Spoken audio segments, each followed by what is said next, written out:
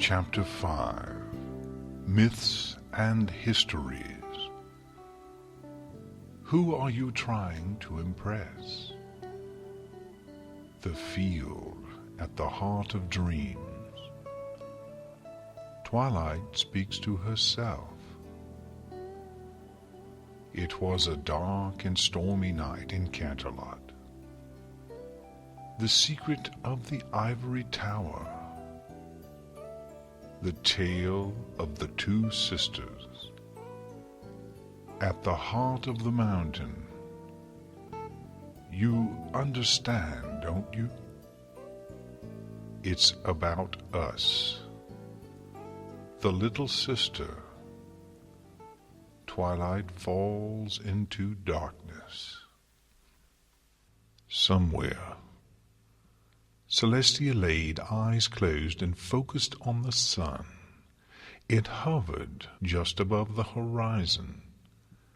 How long are you going to torture yourself like this? The voice was Celestia's, but it was more bitter and mocking than the princess's had ever been.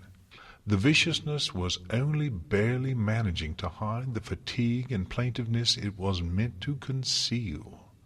This voice belonged to something which was enduring a fatigue inexpressible by mortal ponies. Who are you trying to impress? This can't be much fun for you either, the voice whined. Celestia ignored the voice. It was asking a question she had long ago ceased feeling the need to answer. Eternally, she thought once again. I will push myself like this for eternity, if that's what must be done. For Equestria and all my little ponies. All of them. All of them. Her eyes opened, harsh and gleaming. A labored breath escaped her mouth. For Equestria, I will endure. A rolling plain of sweet-smelling grass spread into the distance under a sea of stars, the horizon graced by a sparkling lake fed by a stream that gleamed with the reflections of the unending night sky like jewels. For the first time in many, many years, Twilight Sparkle gratefully sniffed the wind of the field, its revitalizing freshness driving the lingering aches of her recent trauma from her mind. Well, dulling them at least. The unicorn took deep gulping breaths of the refreshing air, reveling in the contentment and peace that each breath imbued in her, staving off the dark thoughts that loomed in her mind. Somehow she was still conscious of her body, resting peacefully on a sleeper car bed aboard a special priority line to Canterlot, having royalty around being very useful from time to time. Every breath in the dream seemed to dull an ache or soreness, some of which Twilight hadn't been fully conscious of until she noticed their sudden absence.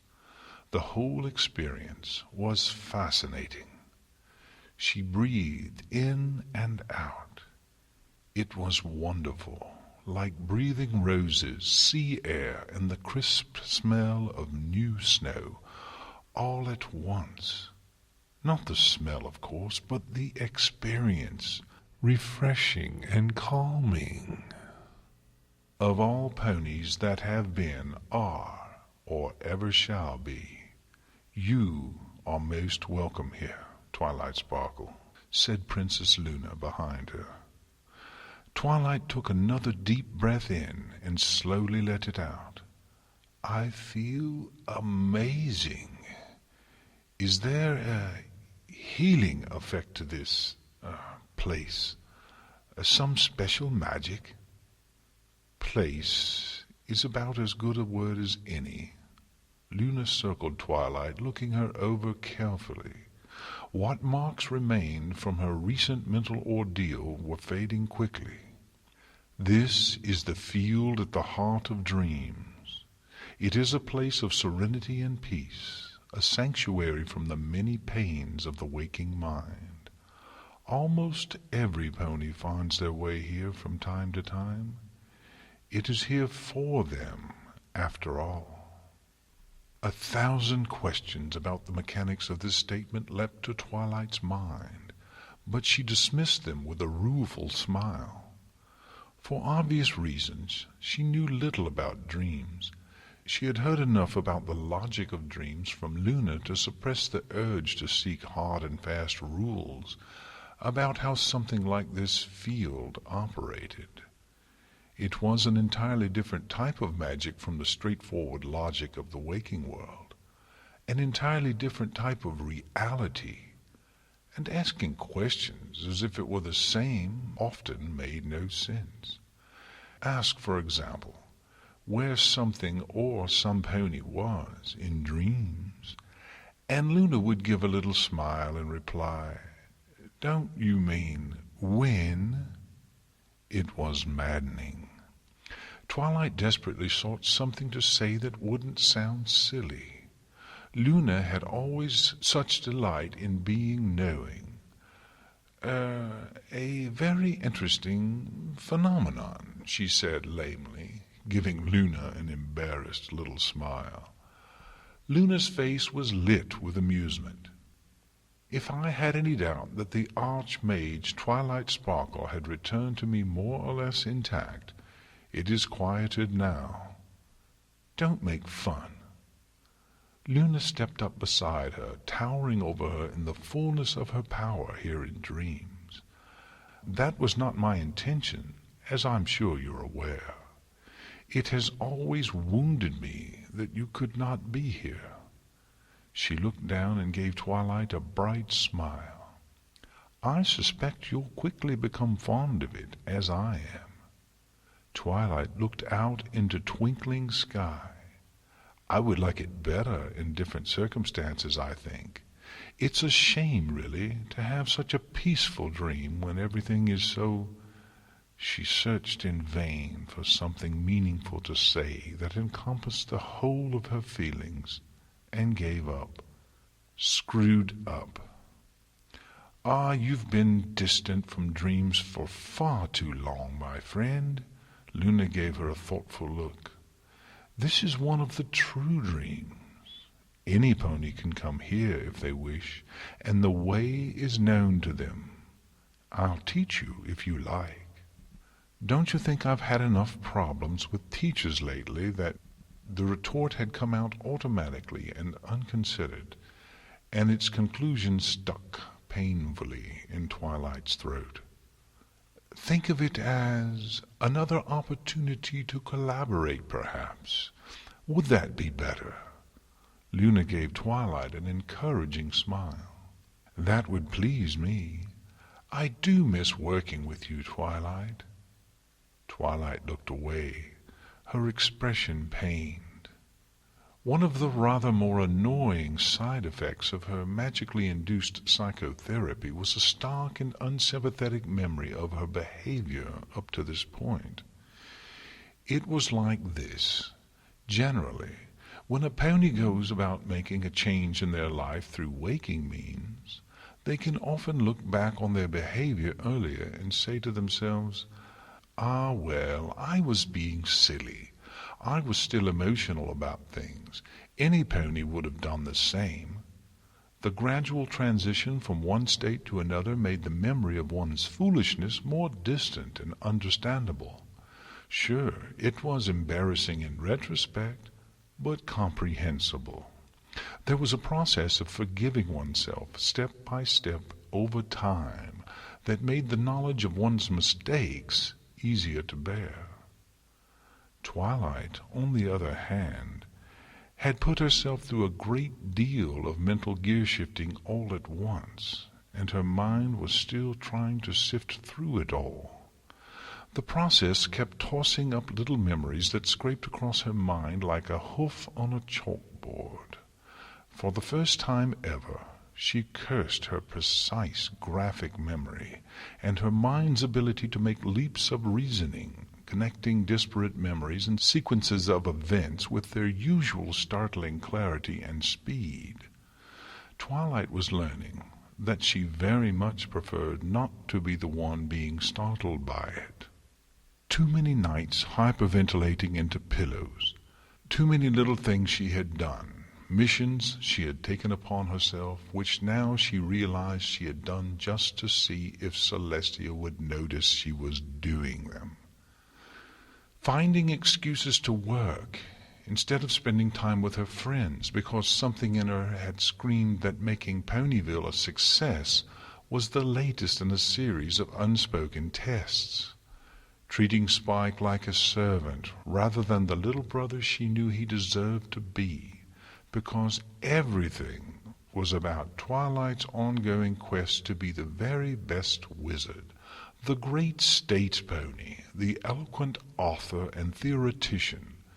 All of it, because she was so frightened that she wasn't special anymore.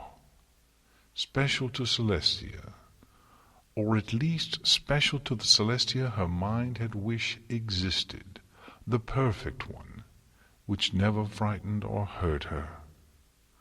Twilight's eyes fell guiltily on Luna, who was regarding her curiously. Breaking off her ongoing research with Luna had seemed like such a good idea at the time, a matter of timekeeping. "Oh, I'm so sorry, Princess. I've just had so much on my plate lately. I'm sure when things calm down a bit we can pick this back up. It's not like you're getting any older. We have all the time in the world." But now, in the harsh light of perfect hindsight, well, Luna hadn't been the right alicorn, had she? And now, looking up at the dusky blue princess, Twilight's guts churned as the awareness that Luna must have suspected something along those lines drew over her. Once again she took deep, revitalizing lungfuls of the sweet-smelling air of the dream. It seemed to help her mind settle, dulling the edges of the painful memories, helping her set aside the little spirals of miserable guilt which she found herself slipping down. The dream was not a cure-all, it just cushioned the blows. "How do you feel?" Luna asked cautiously. "Lost." This too just slipped out. Twilight titched in irritation.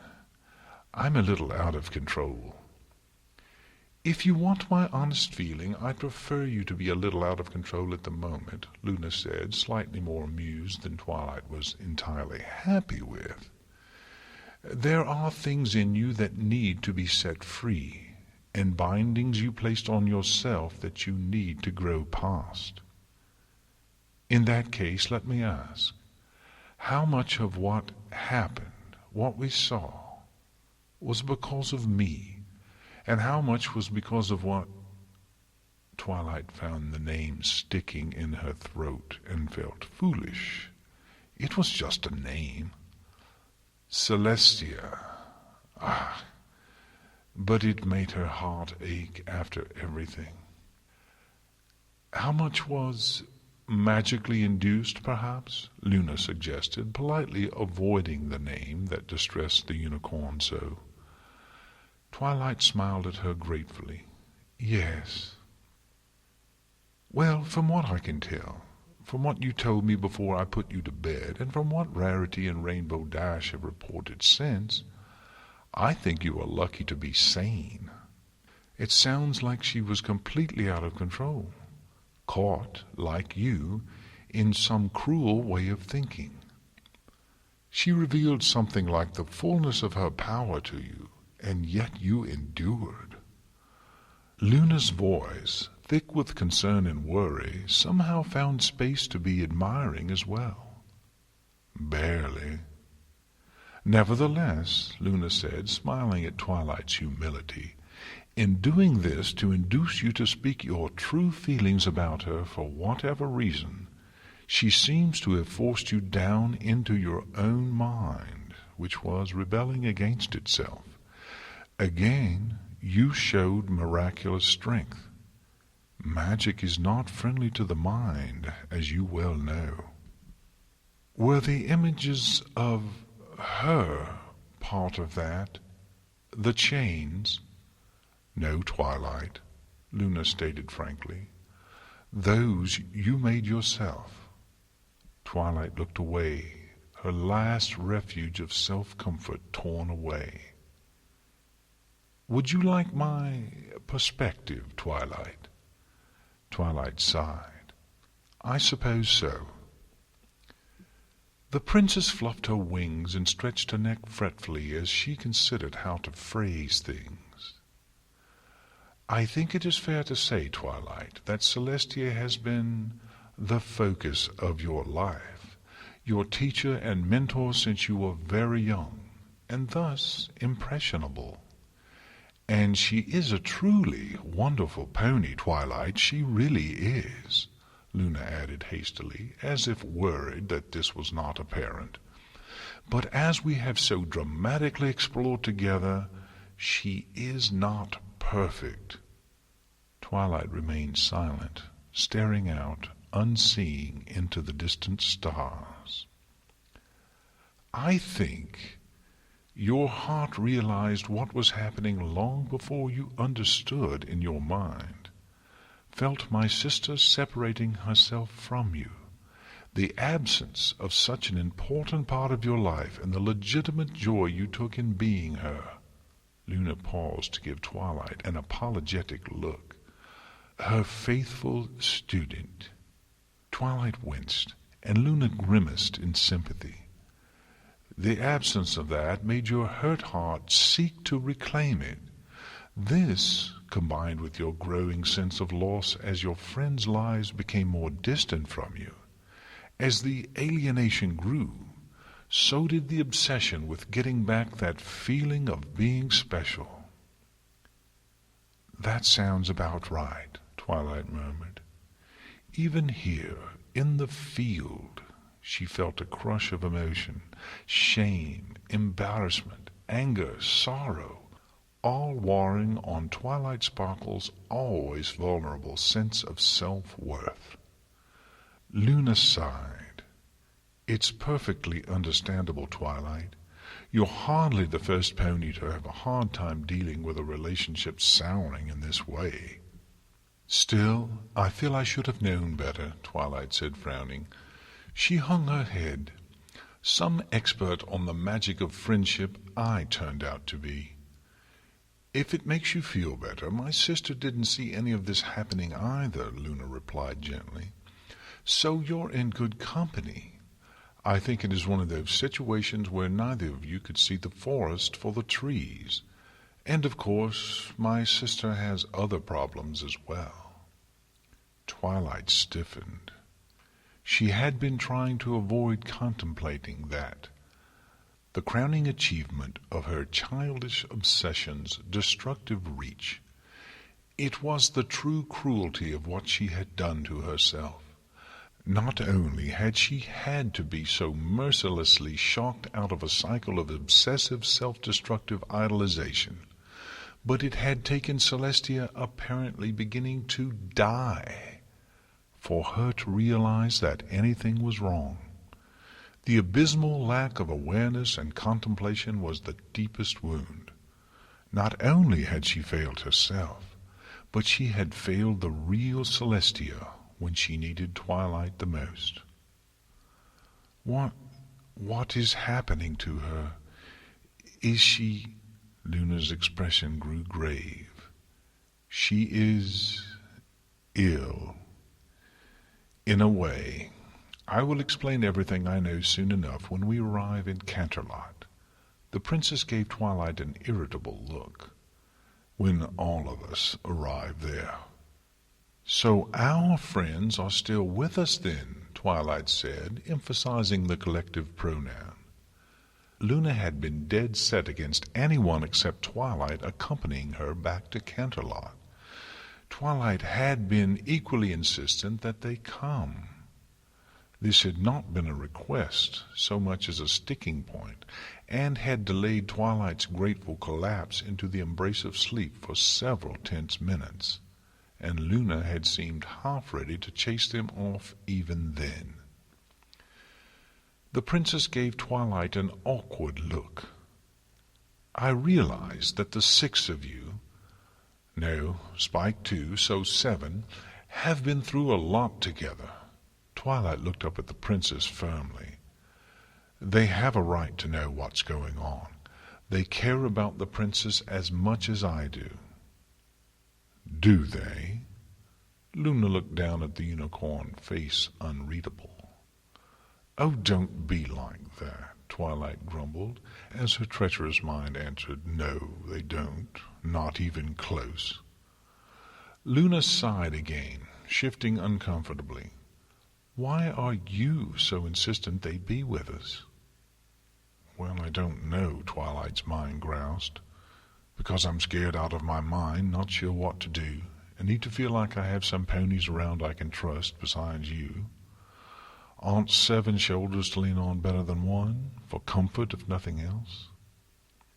"The comfort of companions can be as much a hindrance in crises as a help," Luna said primly, "distracting you, making you act less decisively, tempting you to consult when you should decide."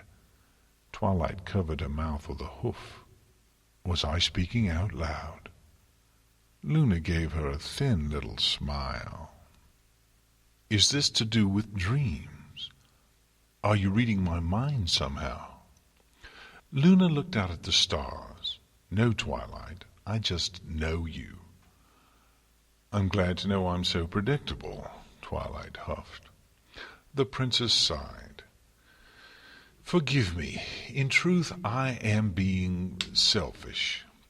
The things that will be discussed do not reflect well on me, and I don't want every pony I care about hearing them. I don't really want you hearing them. In fact, to be perfectly honest, I'm not entirely sure I want to say them at all." As she spoke, her voice grew louder and less controlled, her discomfort apparent in every word. The princess seemed to realize this, and took a moment to compose herself again before looking down at Twilight, her face proud for all that resignation lurked in her eyes. "But needs must," she finished gravely. Twilight gave the princess a sympathetic smile. "Whatever happened, I sincerely doubt that your friends won't support you, Luna."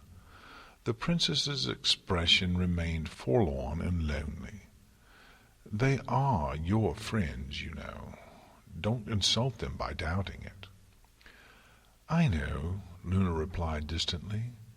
"But I beg you, allow Luna to be Luna, and let her have her pride." She turned to Twilight, looking about as bashful as she ever did.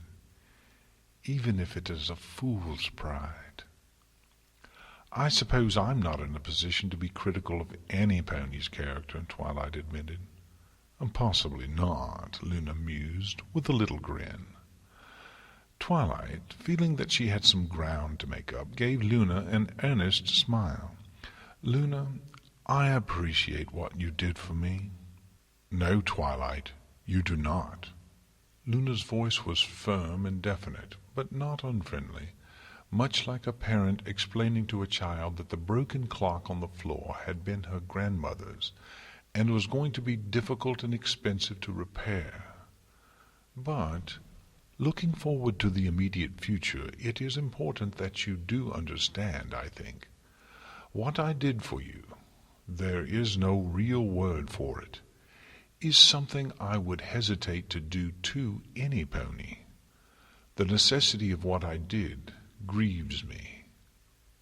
"Wait, do to?" Twilight recoiled as if struck. What a threatening way to describe something that had been so important. "Yes." Luna looked back at Twilight over her shoulder in a wary sort of way that suggested she expected Twilight to get angry with her. "There is a somewhat penetrative aspect to all of it.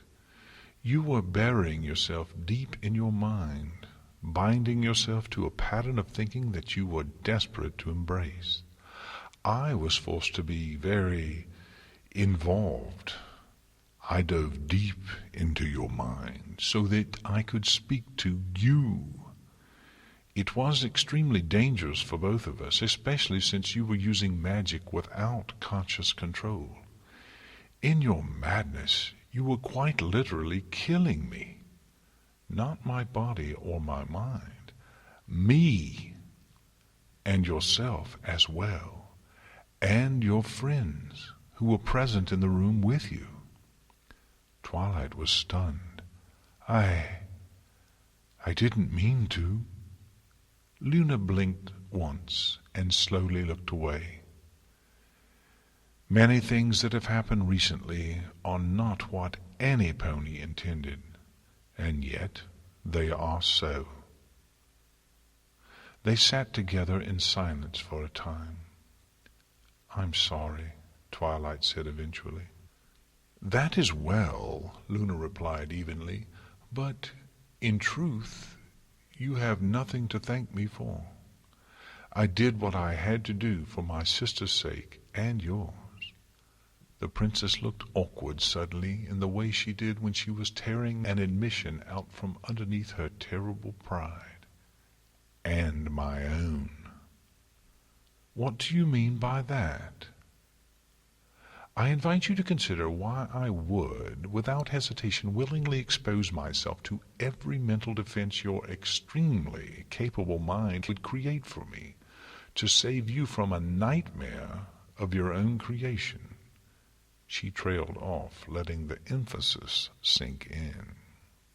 Behind her, in the sky of the dream, an image of a purple hoof reached out of a swirling vortex of rainbow-colored light, which seemed to cut a little hole of light in a roiling hell of non-color. A dusky blue hoof shod in silver shoes, straining against tendrils of darkness that strove to reclaim it, reached out as well, trembling. Twilight stared as the hooves touched, and a bright burst of multicolored light drove the darkness away, eating at it like fire burning paper. Twilight stared up at it. I don't remember anything like that. I know you don't. Luna's face was sad now. I wish you did. You showed exceptional courage and fortitude as you have again in the last few hours. It always pains me, who has seen you triumph so spectacularly, to see you doubt yourself. I always think it is a shame you are robbed of one of your greatest moments. Twilight didn't know what to say. And I have faith you will impress me once again as we work together to help Celestia. Twilight had expected the name spoken aloud to refill her with the lingering dread that had lurked in her heart since she had been forcibly recalled from her mind. Everything had seemed so out of control, so screwed up, that she despaired of there being a real solution. Half of her expected Luna to be taking them to something like a funeral. To her brief surprise, though, she only felt a momentary flicker of unease which passed like smoke in the wind. She wasn't sure if it was the sedative effect of the dream or just the general mental unclenching that had been slowly taking place speaking to Luna, but there was a glimmer of hope deep inside her. Like a single distant star in a cloudy sky, its uniqueness stood out as precious in the void, making the darkness seem less impenetrable and all-consuming. We can help her, right? Twilight asked, more to confirm than to query. Something in her was beginning to refuse to believe there was nothing left to be done. Help her? Luna looked to the unicorn's determined expression and smiled wryly. We need to figure out what's wrong with her first. Twilight rolled her eyes. We don't even know that? Of course not, Luna chuckled. Of course, Twilight agreed. They automatically broke as one pony into familiar harassed grins of put-upon professionals diving into yet another hopeless case. The smiles faded quickly, though, as their flippancy turned bitter on their tongues. There were some hurts levity just couldn't diminish. The two sat together, awkwardness filling the silence. There is, I feel like... The two spoke at the same time, surprising each other. They looked to one another in embarrassment. Speak, please, Luna said. I feel like there's something left for me to do yet, Twilight said. In my head, I mean. Luna considered this. A great deal, I suspect. She looked to Twilight with a curious expression. Do you have a feeling, perhaps, that suggests what it is? Twilight shook her head. Everything's still so screwed up in my mind, she said. I feel like I'm having 20 thoughts at once. I'd be surprised if it weren't all screwed up, dear Twilight. Luna gave Twilight an affectionate nuzzle. You've been through a lot in the last few days, both in your mind and in the world. If I had a choice, I would let you rest for the next decade, I think. Twilight chuckled. We don't all have your longevity, Princess. That I know all too well, Luna replied, her features strained. It is a shame, because I know how long it can take for some hurts to heal fully.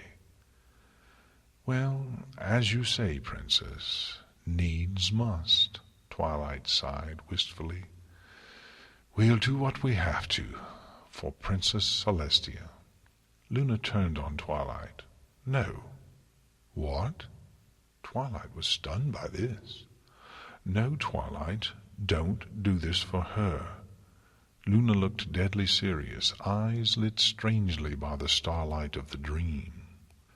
Okay, for Equestria, then, Twilight tried to give a pacifying smile. Luna rolled her eyes. No, not for... Please let me do what I must for Celestia and Equestria. An involuntary little grin flashed across her face at the rhyme, and Twilight matched it, chuckling. The tension broke, and the two shared an embarrassed little chuckle, feeling like fillies. Ah, now I've lost the moment, the Princess muttered, half annoyed, half relieved. What should I do it for, then? Twilight asked, her grin fading. Luna turned to her, smiling warmly. Do it for yourself, Twilight. That's a bit selfish, don't you think? The Princess's grin grew a little patronizing. What freed you from yourself, Twilight? Was it thoughts of Equestria, or Celestia's safety? Twilight felt a little bloom of guilt erupt in her chest as she remembered the demand that had freed her. She wanted the truth for herself. No, it wasn't. Luna regarded her curiously. You seem upset by this. Well, Twilight trailed off, pawing the ground in front of her. It should have been, shouldn't it? Oh, heavens above, Luna sniffed. You're just like her. You've both managed to turn self-sacrifice into a vanity. What does that mean? The Princess gave her a calm look as she very obviously weighed several responses in her mind. Twilight, I worry about you often, because I care for you a great deal. The Princess began pacing in front of Twilight. You were breaking your mind, doing everything you could do, trying to be the best you could for Celestia, pursuing an empty dream that led nowhere. You do the same thing for your friends without question, and I suspect, robbed of both, you would still labor your hooves bloody for Ponyville and Equestria. You say that like it's a bad thing, Twilight said warily. Luna gave her a cool glance. "I have known ponies like this before, and I shall hence, I dare say," she said in a strange tone that was both pained and tender. "While giving of oneself is a virtue, and a blessing to every pony, if you do not take some time to dream for yourself, what's the point? Isn't wanting every pony's lives to be better a dream?" "Oh, certainly." Luna fluffed her wings. "But why build a better world if you're not going to live in it? I've seen ponies, good ponies, waste away, giving of themselves until everything they were was consumed. And even then they apologize for being unable to give more. This is not a fate I wish you to share." Twilight began to answer, but stopped herself. Memories of feverishly writing letter after letter to various dignitaries, while behind her she heard the library door close as Spike excused himself to visit Rarity for, well, the rest of the day, presented themselves as Exhibit A in Luna's favor, and there were several alphabets full of similar exhibits lining up right behind it. She shook her head. "So you want me to be selfish?" "Selfish isn't quite the right word, Twilight." Luna turned to her, looking at her seriously. "I just want you to think about what you want. It's allowed, Twilight. It's fair to think of what you desire and work towards it. It's right." "I want," Twilight paused. "I just want to help the princess right now. Everything else is secondary at the moment." Luna sighed. "I meant a little more long-term than that. A directionless life is a curse." "Long-term? Well, there was... But of course she intended to..." Twilight sputtered. "Ah, I'm already an archmage, and I mean, well, there's some books I've been thinking of writing, and of course Ponyville keeps me busy, but..." Twilight's mouth fell open slackly. There was nothing. As she looked forward to the future, there was a blank. Nothing she wanted to work towards. Just the routine of work she had created around herself in her desperation to be the best agent, the best student that Celestial could ever want. Her accomplishments suddenly seemed hollow and unrewarding, which was mad because she'd done so much good for every pony, but... "I think you understand why I was a little worried, yes?" Luna asked pointedly. "I suppose I do." Twilight hung her head. She was beginning to realize that the chaos of her thoughts was all scrambling to fill a void that had once been filled by the desperate attachment to the empty praise of a memory. "There is an absence in you after what you experienced," Luna said, again as if she could read Twilight's mind. "But there is a part of you, the part that has always known what was going on, even when it got truly, truly bad, that knows what you really want. Let that part of you speak to you and to me now." If Twilight had felt bewildered earlier, now she was set adrift on a gray sea of miserable indecision. "How am I supposed... What am I supposed to think? How do I decide?" "Well, to be perfectly honest, I think I can help with that," Luna said with sudden smugness. "We are in the realm of dreams, after all. I have some sway here." She gave Twilight a sad smile. "I can help you have the dream you were so desperately suppressing for so long, because you feared that by acknowledging it, it could never come true." Twilight's heart stopped. "How?" Luna's smile broadened. "Our minds touched, Twilight. I suspect you'll have some little insights into me for a while as well. That is part of why I am so wary of doing what I did. It is intensely intimate. Intimate, huh? Twilight blushed crimson. Luna's eyes widened as she realized she had misspoken. Oh, not quite like that. She raised a wing in front of her face as she also colored. Just emotionally close, open, vulnerable. The actual meaning of intimate, in fact, Twilight said, quickly, embarrassed to have suspected otherwise. Luna nodded.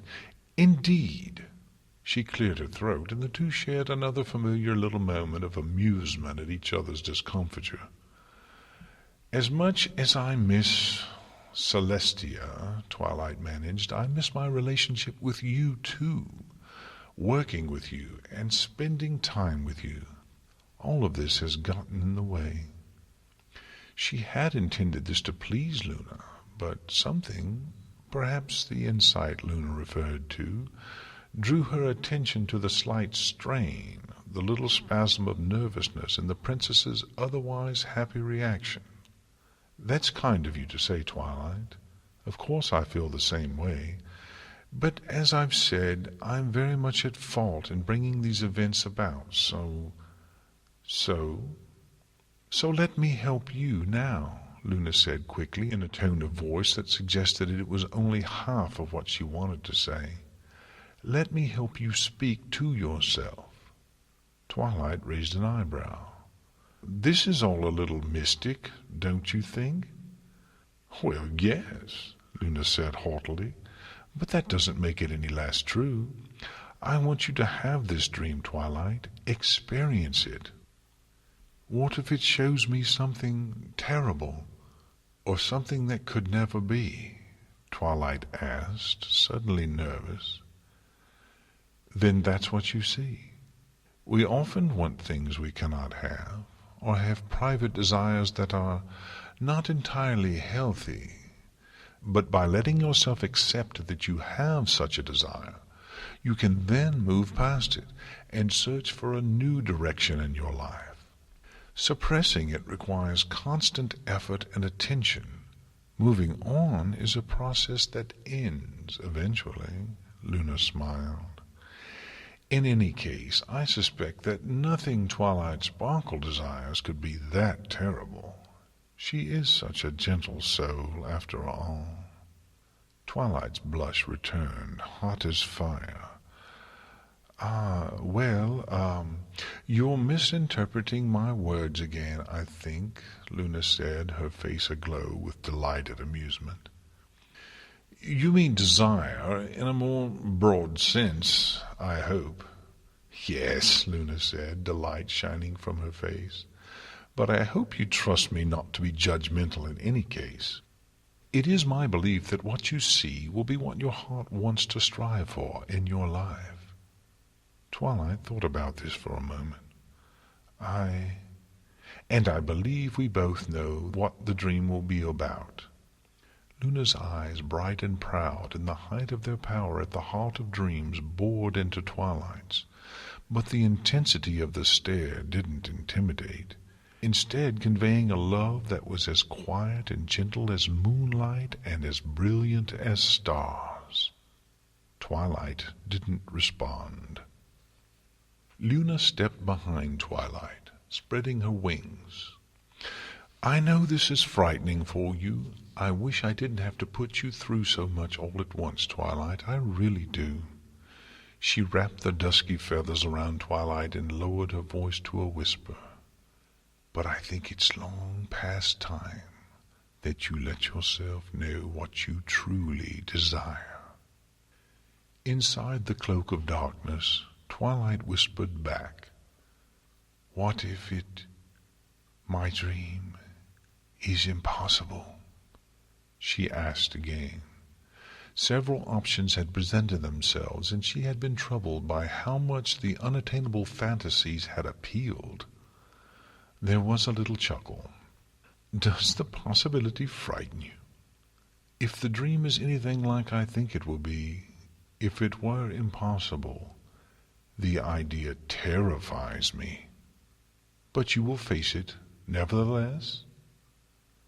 There was a pause, a complicated moment of agonized consideration. Yes, Twilight whispered.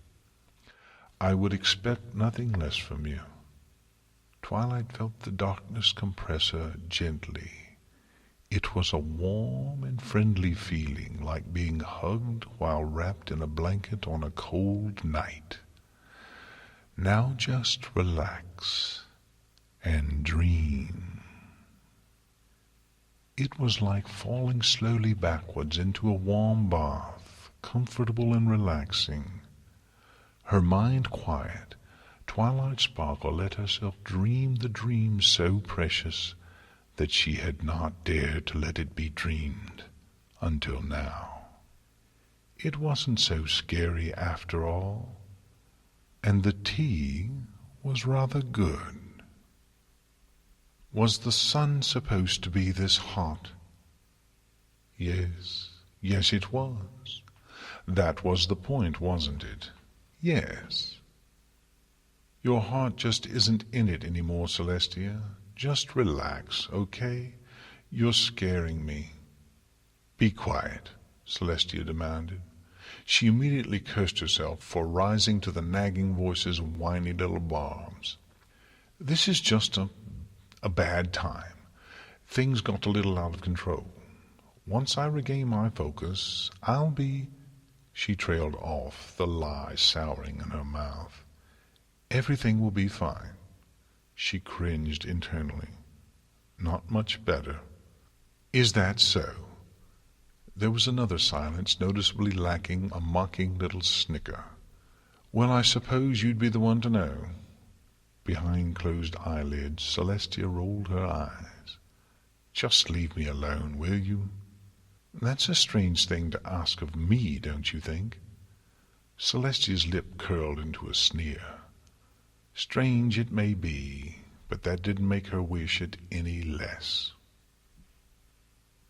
Canterlot at night was usually a spectacular and beautiful place. Its tall towers and walls seemed to glow under moonlight, making the darkness luminous and silvery. Where in the day the palace was gleaming and proud, the grandeur and history of the place seeming to leak from the walls. At night it was mysterious and enticing, little flashes of starlight glinting off gilt to hint of the castle's majesty, inviting the mind to imagine the many stories and intrigues that such a magnificent place would generate. That night, though, clouds hung low over Canterlot, threatening rain. A chilly wind for summer blew across the palace grounds as the prowling figure of Luna, barely visible in the gloom, led the elements and Spike towards the distant academy grounds, every pony lost in their own thoughts, which, if Twilight guessed right, had a lot to do with her state of mind, if their little sidelong glances were anything to guess at. Even Pinkie Pie was unusually subdued, only giggling and making shadow puppets very occasionally. For herself, well, she had a lot to think about, so the silence was a blessing in her mind, if no pony else's. The dream had awoken her in a way, as Luna predicted. It focused her thoughts on a goal, an objective. Immediately after the experience, Twilight had been eager and joyful. It had seemed close then, and not just possible, but downright probable. Luna had politely endured the unicorn gushing, the princess's face mysterious and unreadable as ever, but in an amused sort of way. Now, though, in the cloying gloom of this night, listening to the howl of the wind amongst the shadows of her old home, the afterglow of that joy faded quickly. Doubt found a way in, snuffing hope, quenching enthusiasm, and where those warm thoughts were suddenly absent, rose painful memories, and her ever-present biting feelings of self-doubt. So while she was no longer being driven to distraction, lost in a cloud of guilt and humiliation, the destination she now sought seemed to be at the end of an ever-lengthening road.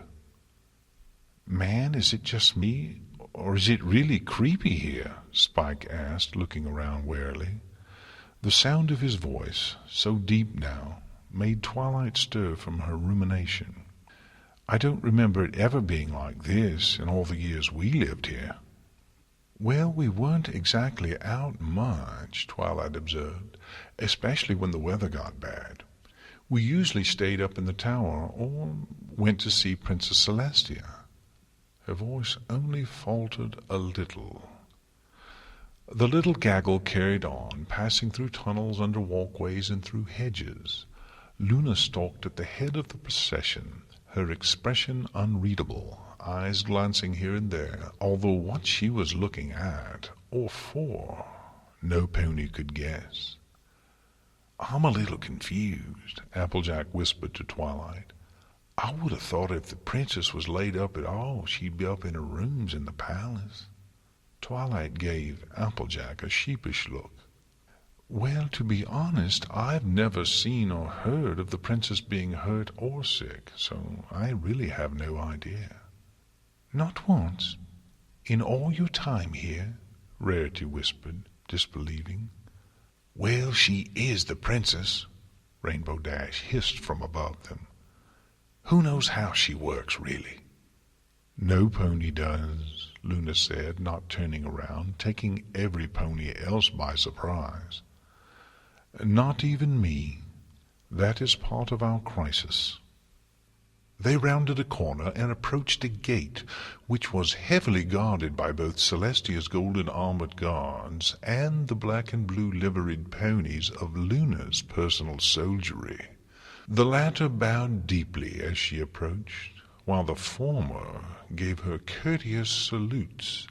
She smiled briefly, and a golden-armored unicorn unlocked and opened the gate, allowing the party to pass through. "No pony else is to enter," Luna called back to the guards as they passed into the distance. There was a distant cry of, "Yes, my lady," and some poorly suppressed snickers from the golden-armored guard ponies at their colleagues' expense. "Whoa, that's some serious security," Dash said. Her eyes were scanning the sky. "There's at least 16 Pegasi up there." "You can see that many of them?" Luna frowned. "I shall have to have a word with the captains." Twilight peered around her, lost in memory. All of Canterlot Castle was more or less familiar to the unicorn, having wandered these ways since she was a filly.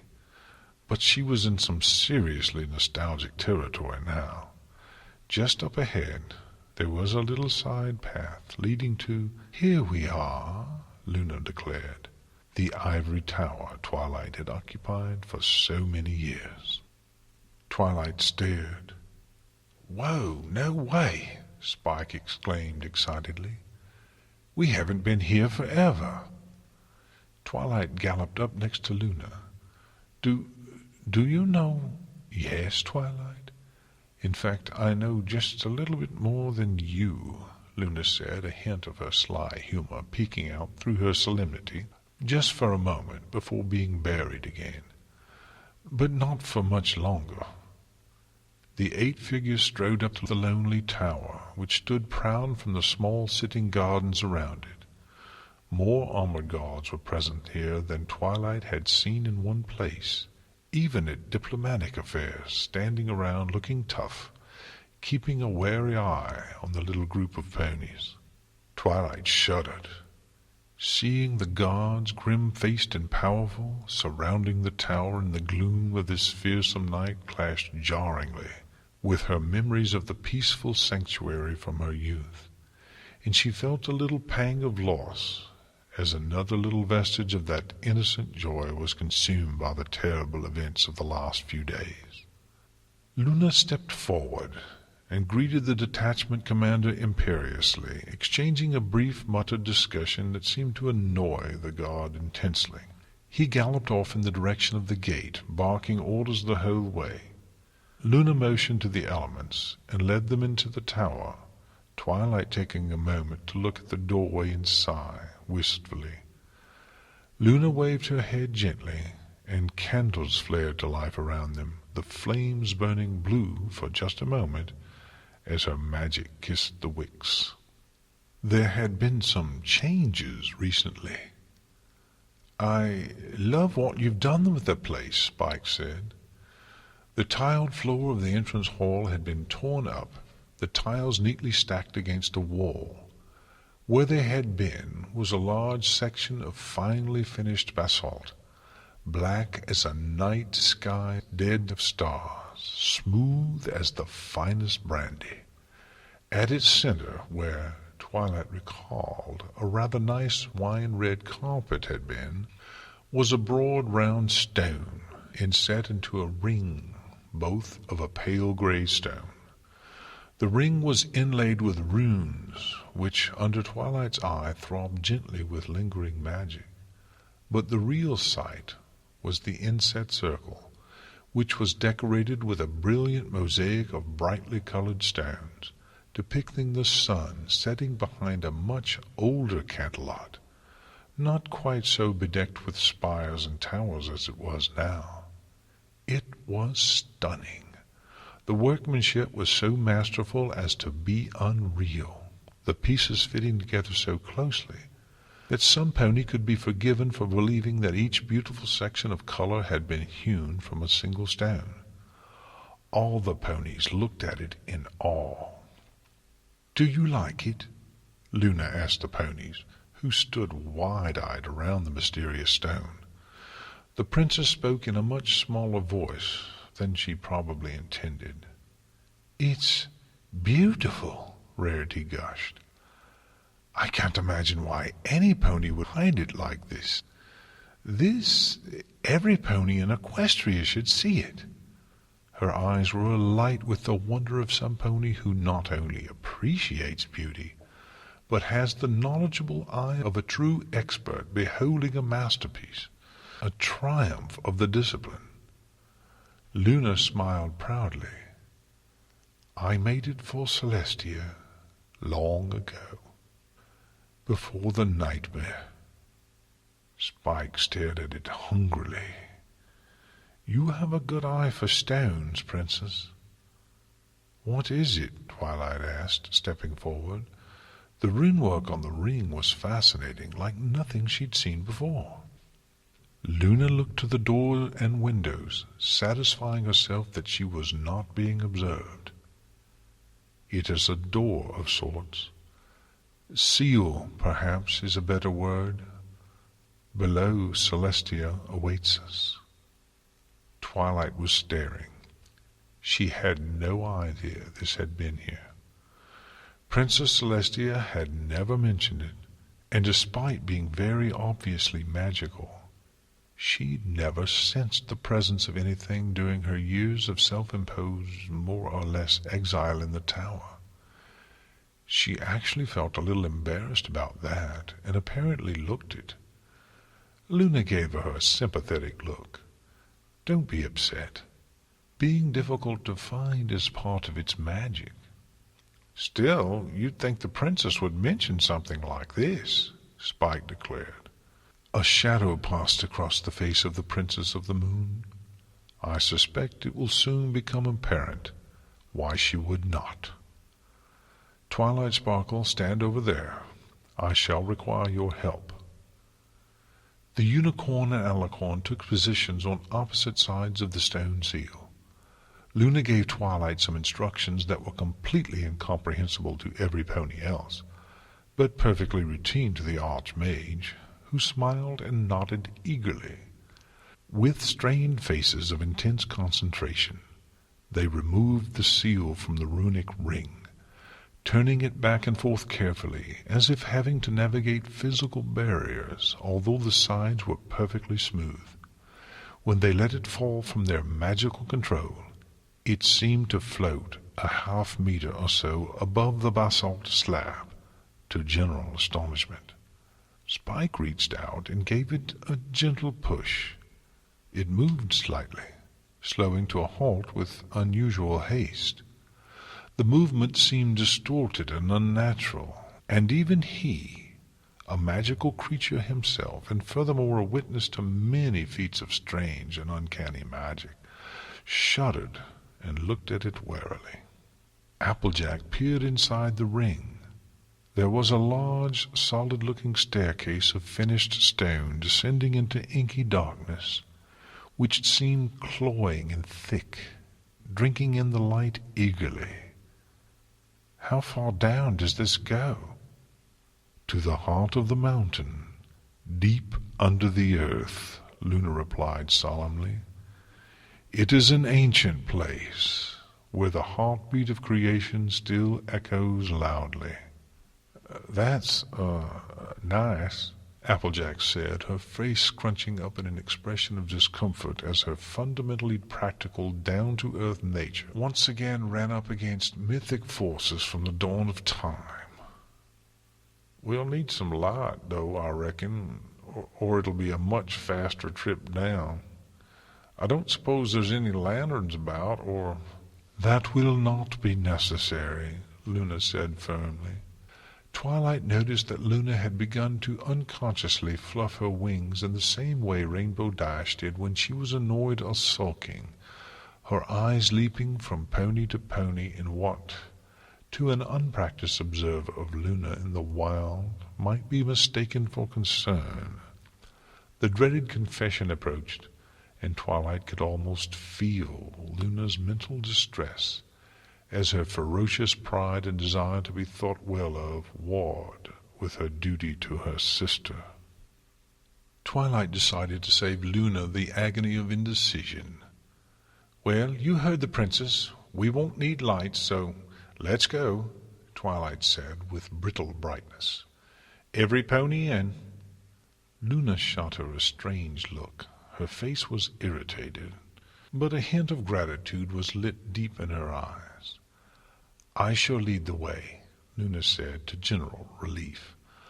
Unspoken but understood between the Alicorn and Twilight was the remainder of the sentence. "That way I won't have to look at any pony's reaction." The princess stepped into the ring, followed closely by Twilight, Fluttershy, and Pinkie Pie. Rarity, Applejack, Spike, and Rainbow Dash lingered only a moment before slipping in as well.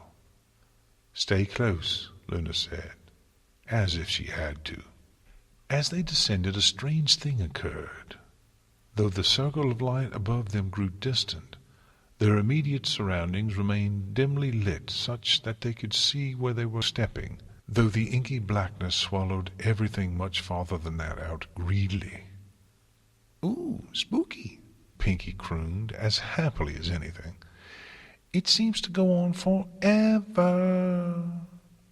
"Would it comfort your journey, Pinkie Pie, if I told you a story?"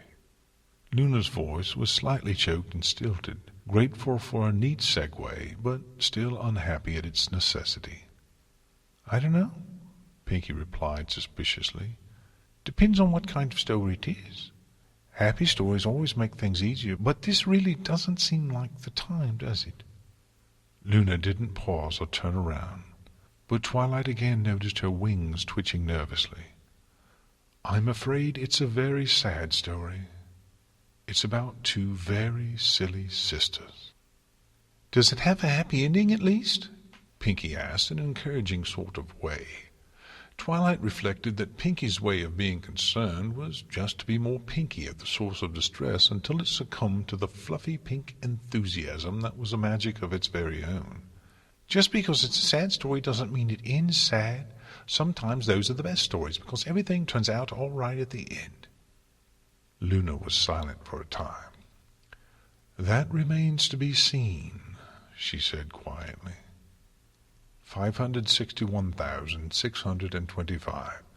561,626. "What, dare I ask," Celestia growled, "are you counting?" Her voice was strained, although not nearly as much as her patience. "Seconds," the voice replied. I'm a bit behind, sorry." Celestia frowned. "Do seconds even have meaning here?" "They have meaning to you. You perceive and experience time, thus it exists, even if only subjectively. As a thing that exists, it can be observed. If the voice could have, it would have grinned smugly and counted." "Do I even want to know why you're counting them, then?" "Probably not," the voice whined. "You always get upset when I do things like this. So don't do them." Celestia felt a momentary flash of panic. Her focus on the sun was slipping. She tried to suppress her curiosity, which gnawed at her concentration. But as it is for every true scholar, idle speculation was a reflex now. Maybe an answer would help. What was the starting point for the count? "You were saying that everything would be fine a while ago." Celestia's head was beginning to spin. "Did I? 673,812 seconds ago, yes." Celestia grinned ferociously, panting. "So it's a contest, is it? How long can I last?" "If you like. I can do contests." Stories in the Dark. In ancient times, my sister and I came into being. Even we have never known the reason or nature of our existence. We remember being, and that is all. Although we have often tried to divine the nature of our birth, Luna spoke with the grand voice of some pony reciting ancient lore, heavy with the weight of history and circumstance. The exaggerated tone of gravity protected her a little from how personal it all was to her. To Twilight and the rest of the group, of course, it was something like mythology and history rolled into one, and even now the scholar in Twilight thrilled to hear the tale straight from the lips of some pony who had actually been there. The darkness around them grew airy and light, slowly becoming a landscape coming into focus. The ponies now seemed to be walking in a snowy scrubland against the foothills of distant mountains, which lay black and grim on the horizon. The sky was the lazy gray of midwinter, and the air smelled strongly of crisp new snowfall. "Just keep walking," Luna said, setting aside the expansive tone for a moment in reaction to other ponies' stunned reactions. "What's going on, Princess?" Twilight asked, fascinated. "Are you doing this? Is it some kind of dream?" "No, Twilight. This place is old, and it remembers." She turned her head over her shoulder very slightly. "You should understand that this is its way of being friendly, every pony. It is telling you the story with me." "Friendly? A place?" Dash sputtered. Luna turned away. "Surely that isn't the strangest thing you've heard in your life, Rainbow Dash." She cleared her throat and resumed the tale, her voice drawn back into the grand voice of the storyteller. "It was a time of disharmony. Chaos and anarchy ruled existence. The pony nation of Equestria, so recently united by the three great heroes, the unicorn wizard Trifolium Solerti, Flosculus the Pegasus, and Morbi Crustulum the Earth Pony, was falling into internecine conflict, with war threatening to break out between the three tribes once again. So the first to come was the sun, the bright beacon of unity. Off in the distance, a bright light suddenly erupted from the tundra, flaring outwards from a cleft stone, growing brighter and more intense with every passing moment, driving away the gloom and melting snow around it so fast and hot that steam rose in great plumes.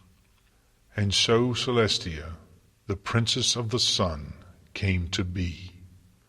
The distant light erupted into a burst of golden light. The ponies had to shade their eyes from the brightness. Even so shaded, Luna and Twilight's sight beyond sight showed them the beautiful pearlescent streams of primal magic swirling around the newborn creature. It was golden white, with her mane the light pink of the first kiss of sunrise. "Is that really Princess Celestia?" Fluttershy asked, awed. "She looks so different." "Yes," Luna said quietly. The newborn Alicorn filly, little smaller than a grown mare, shook her head and looked around in a disconcertingly intelligent way. The ponies had the very distinct impression that she knew they were there somehow, and that she not only knew who they were, but why they were there. This perception was enhanced by a knowing little smile it gave their general direction as the scene passed. The landscape blurred again, and around the little group the events of Celestia's early life flowed across their vision. Ponies gathered around her, flocking to her wisdom, even as a very young mare. There was a war between those who followed her and those who refused her leadership. They witnessed things then that they could not have imagined happening between ponies. Change is always painful, especially when it is necessary, Luna said quietly. The scene changed once again. Celestia, now as silver-white as they had always known her, but still small, and her mane still pink, sat upon a golden throne in a deep wooded temple. "This is the Temple of Two Sisters," Twilight exclaimed. "Not yet," Luna said, smiling. "I am not just the younger sister because I often look that way, after all." She cleared her throat and resumed her storytelling voice. "So she was victorious, and led a renewed Equestria for several generations to a new age of harmony. But she found herself growing tired." The Celestia on the throne blinked blearily, barely paying attention to the unicorn in front of her, who appeared to be speaking pompously. Again the blur of movement. They were at a moonlit seaside, far in the south of Equestria. "The sun rises and sets, and when the sun rests, the moon reigns. So I came to be," Luna said. She recited this in a very formal, practiced way, as if it were a catechism or a prayer. Twilight got the distinct impression she had repeated this to herself many times in the past. Luna pointed to the moonlight glinting off the water. It was moving quickly towards the shore, and as it struck land a beautiful spray of silvery bright water splashed magnificently around the new-formed Luna, small and filly-like, her hair stars, her eyes lit by reflected moonlight, her laugh of joy at the sheer exhilaration of existence a song. "I was somewhat different back then," Luna admitted, smiling bashfully. The scene returned to the temple, where the youthful-looking Luna presented herself to Celestia, who embraced her readily. In eye-watering fast motion, the court moved in and out, the sisters ruling side by side, day and night. In time, Celestia confided in me her urge to sleep. We reasoned that as I wax and wane with the moon, so she must rise and set to renew herself, as the sun does, much like her phoenix pet.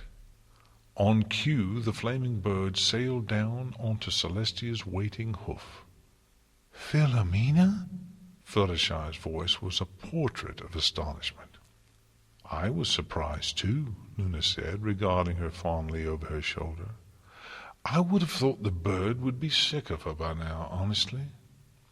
The visions of Celestia and Luna descended into the bowels of the temple, entering a large chamber, which Celestia entered alone, laying down inside. "I still remember what she said to me that very first time," Luna murmured. Their perspective drew closer to Celestia, whose lips moved as the present Luna spoke. "Watch for sunrise." The doors closed, and everything went black. So I waited. Luna's voice rang out in the darkness. For 3 months I fretted, worrying that day had passed into night for good, that she had not gone to sleep, but instead to rest. But then, one morning, I felt the sun rising. In the depths, a glow blazed in the distance, growing brighter and brighter, until it consumed everything, filling their vision with glorious, burning sunlight. "Sorry about this," Luna said. "It's a bit melodramatic." The glow died down, and they saw Luna, arrayed in beautiful royal vestments, tearfully embracing her renewed sister, once again golden white and young. And so it went for generations. Every few decades my sister would rest, and every month I would cycle from full to new. All was well. But as you are all too aware, this did not last forever. "Discord," Applejack muttered darkly. "Yes," Luna hissed. The scene blurred again, flying deep through a forbidding wood, filled with shadows and hints of great beasts lurking behind wretched, mangled-looking trees. This was the great-grandfather of the ever-free forest, wilder and more brutal than even that dark place could ever dream of becoming. A familiar cackle of insane glee wound around them. We did not suspect his existence for centuries. He was the cause at the root of the sorrows that had plagued the 3 tribes so, before my sister and I arrived, and as we ruled over Equestria, he worked in secret against us, unleashing monsters and evil magic to plague our reign, spreading disharmony and terror as he saw fit. You've seen his handiwork. The manticores of the ever-free forest, for example, and the griffin race." "The griffins were made by Discord?" Rainbow Dash exclaimed, angry shock dripping from her words. "Yes," Luna said impassively. "A race of monstrous warriors, created to steal the skies from the Pegasi. But Discord erred. He made them too intelligent, which they needed to be to fight the disciplined Pegasus warriors. And the Griffins were proud. Ultimately, after the war began, Celestia was able to convince them that life as Discord's slaves demeaned them. One of her better diplomatic coups, I must say." "I had no idea," Dash said, awed. "Few do now," Luna remarked. "Even among the Griffins. It was a secret that will soon be lost because too few are willing to bear it." She paused. "It goes without saying that this is probably something you ought to keep to yourself." "Yeah, no kidding." "So, we finally found out about Discord's existence and began taking action against him. Free to act unrestrained now, he unleashed his madness on Equestria in ways which we had never thought possible." "We saw," Twilight began. "You saw nothing," Luna snapped harshly. "Fire sprang up around them, burning every imaginable color, but it was a disturbing and malevolent thing, pure evil. Even Pinkie Pie, who could find something delightful in even the most bizarre things, recoiled from it, looking horrified as it coruscated around them, burning and putrefying everything it touched. Beyond the wall of flame, they saw ponies at war with demons and monsters defying description, hideous, insane beings of unreality, their existence an insult to sanity. The sounds and smells of battles were an oppressive, almost physical force, pushing down on them. The war consumed our attention. War on our relationship. We drifted apart. We disagreed more and more often about strategy, about potential solutions, about priorities. Celestia insisted that there was a magical solution to Discord's existence, that he represented a fundamental force that had to be balanced. I was of the opinion that he was just a powerful enemy to fight, with hoof and wing and magic. Before the ponies, the two sisters faced each other, looking combative. Behind Celestia was a wizard Twilight recognized as Fireheart the Old, while beside Luna stood the legendary eye-patched unicorn knight Starlight Chaser, her gunmetal armor gleaming. The sounds of battle increased in volume, becoming an ear-gnawing cacophony of sound. Above them, a thunderhead gathered, lightning flashing inside it ominously. And then Celestia fell. Luna choked. Light streamed above the din of battle, blue and pink and sickly green. The serpentine form of discord swirled in the air, larger than the elements remembered, cackling insanely. Luna and Celestia dived and whirled around him, blasting him with powerful magic, which seemed to do little except amuse him. As Celestia flew around Discord to take another pass, the beast lashed at her with a claw wrapped in horrible energies, slashing her brutally and sending her plummeting to the earth. The Luna of the past screamed in terror and dove after her, Discord laughing triumphantly. The terrible scene faded away, the mad laughter clinging to their minds. The great snowy waste where Celestia had first appeared spread around them, covered with the clutter of battle. Broken pennants, shattered weapons, battered armor, dead friends. The memory of Luna, wrapped in a black cloak, stood alone in the distance, the wind pulling at her forlornly. For 3 weeks I waited, hoping against hope that she would return, and my faith was rewarded. The distant figure reared up as a blast of sunlight appeared at her feet. Celestia, reborn, stepped forward, carrying a pair of crowns and gorgets in her magic which seemed very familiar. "The elements of harmony!" the ponies cried. Yes. She returned from wherever she goes, bearing the elements, and with them we sealed discord and restored harmony to Equestria for a time. The familiar scene of Discord's first defeat replayed itself before them, Rainbow Dash giving a little hoof pump as the creature was sealed in stone for the next 1,000 years. The sisters stood before them, looking at the stone statue with satisfaction. But what had happened was more of a strain on Celestia than she was, or is, willing to admit, Luna said. The Celestia before them turned her head, revealing a streak of cyan running through her previously uniform pink mane.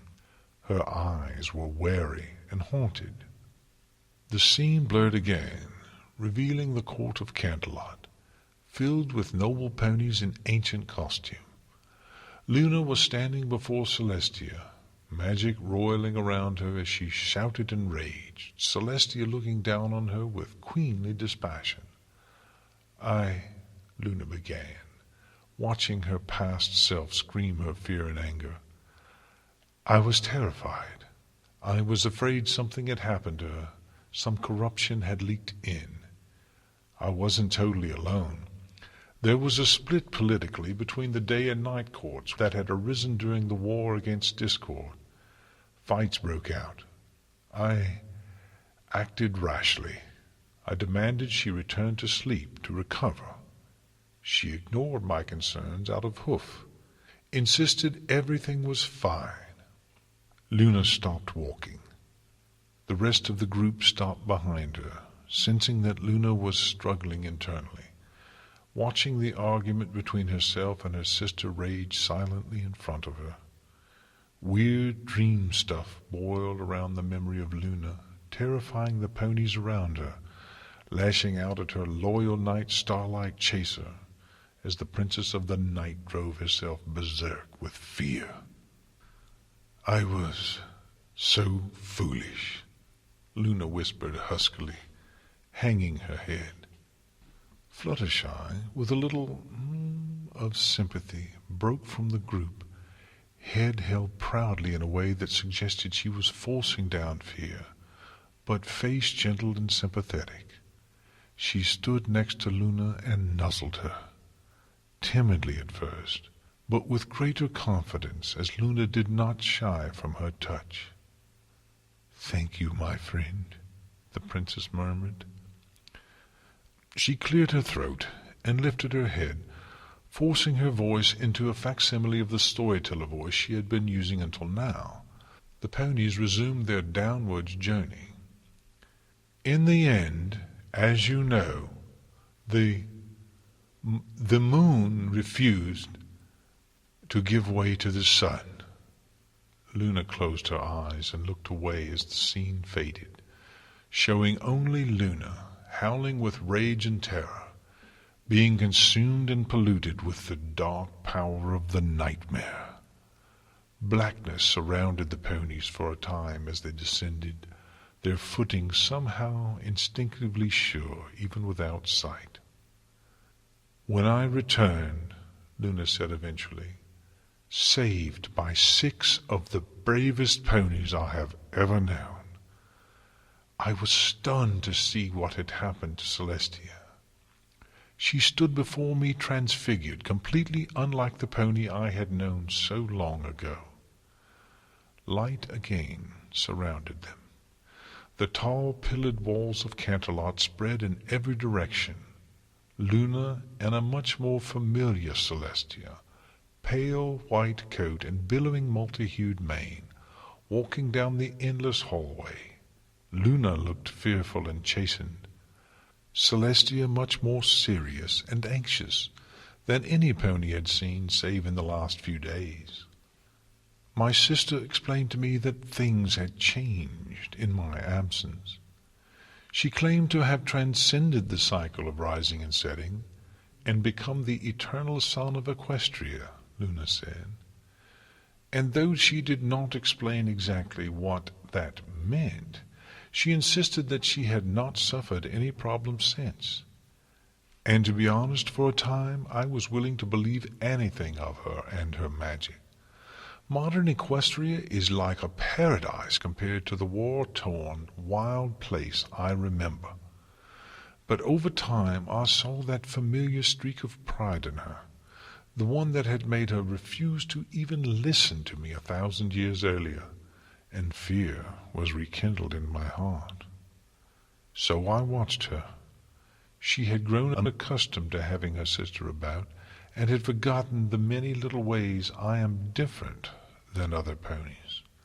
I noticed her fatigue. In the old days she slept, physically slept once a month, not every day, and how stressful circumstances distracted her and made her act somewhat hastily. I was ever the hasty one, once. Images flashed before them. Luna peeking around a corner, catching Celestia yawning, Celestia not looking up as Luna flew overhead, fretting and muttering to herself. Luna watching Celestia's smile grow glassy as twilight gushed to the princesses about some research. Celestia sighing and reading one of Twilight's letters, looking bored. Twilight tried and failed to suppress a little whimper. "I'm sorry, Twilight," Luna said with real sympathy in her voice, "but it was always worst around you." "Why?" Twilight managed. "That is one of the many things I do not know," Luna admitted. "But as your relationship with her deteriorated, as she became more distant from you, she became more tired." So Twilight's heart leapt urgently. "It's possible that what was happening to her, not setting, is part of why we were growing apart?" As the words tumbled out, she cursed how pathetic and desperate they sounded. But there was a lot of her that was eager for this to be true. Luna turned her head to regard Twilight carefully. "It is entirely possible, yes. But, to be honest, I suspect it is the other way around. and your relationship's deterioration made her fatigue grow. I'm sorry." Twilight swallowed, but the crushing guilt still grabbed her throat relentlessly. The sudden comforting nuzzles and hugs from her friends seemed a very long way away indeed. "I wish it were otherwise, believe me," Luna said, cutting through the mental distress. There was something odd in her voice, some little shadow that hinted at some deeper hurt. And there was, after all, that part of Twilight which was Twilight, always watching, its eye on Luna keener because of their mental contact. That part pricked up its ears and remembered, while the rest of her recovered from the lingering agony of guilt. They continued downwards for some time, the visions fading, their surroundings now merely the immediate surrounding staircase once again. Twilight's mind raced. So, did you ever confront her about this? The fatigue, As a matter of fact, I did, Luna said, her voice clipped and irritated. The vision of the hallway in Canterlot returned. It was winter now, and Celestia was pacing ahead of Luna, looking frightened and annoyed. Luna, fully waned, trailed after her, trying to keep pace, half shouting. When discord appeared again, when you six dealt with him years ago, she collapsed in the hall of histories after confronting him. Believe me when I say, with regret, that I felt hopeful he had done something to her. But he had not, just agitated her somehow. I was bold enough once she had awoken to address her about this. She ignored me. Again. "You should have pressed the issue," Twilight said, a little more acidly than she thought she meant to. "I admit," Luna said, her voice growing icy, "that this is one of the mistakes I made in this situation. But I invite you to consider my position, Twilight. Do you think she would be particularly friendly to me bringing up again and again the old argument that had brought about our 1,000-year separation? I certainly don't." Twilight cringed, a little, embarrassed by the pain her friend was trying to hide with anger. "I suppose not." Luna sniffed haughtily. "Furthermore, my sister has been wary of the changes in my personality. As I said, I was much different long ago, and there is much in her, I think, that wishes the Luna that had returned from exile was that joyful being which erupted from the sea all those centuries ago, and not the wounded thing she got, which so delights in being moody and mysterious." This last was delivered with a truly wretched bitterness. Fluttershy sped forward again, but Luna sped up as well, unwilling to show her face even to her dear friend. "We've arrived, in any case," Luna growled, waving her head. The visions cleared, and the weird localized light expanded around them to reveal a large rock face of the same grey stone as the stairs. Carved crudely into the wall was a tight-fitting pair of, for lack of a better term, doors. Compared to the struggle required to remove the complicated seal that barred entry to the stairway down into the heart of the mountain, these doors opened readily with a slight gesture from the princess's horn. Behind them was a rough dome-shaped stone chamber, all unfinished stone, with great blue and yellow crystals jutting out from the walls and floor here and there, giving off a low, ethereal light. It was a rather large chamber.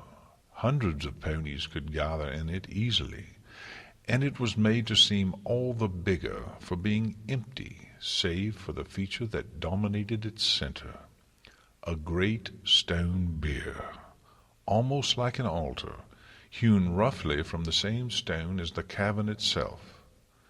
Twilight barely noticed these things, her attention fully consumed by what lay there.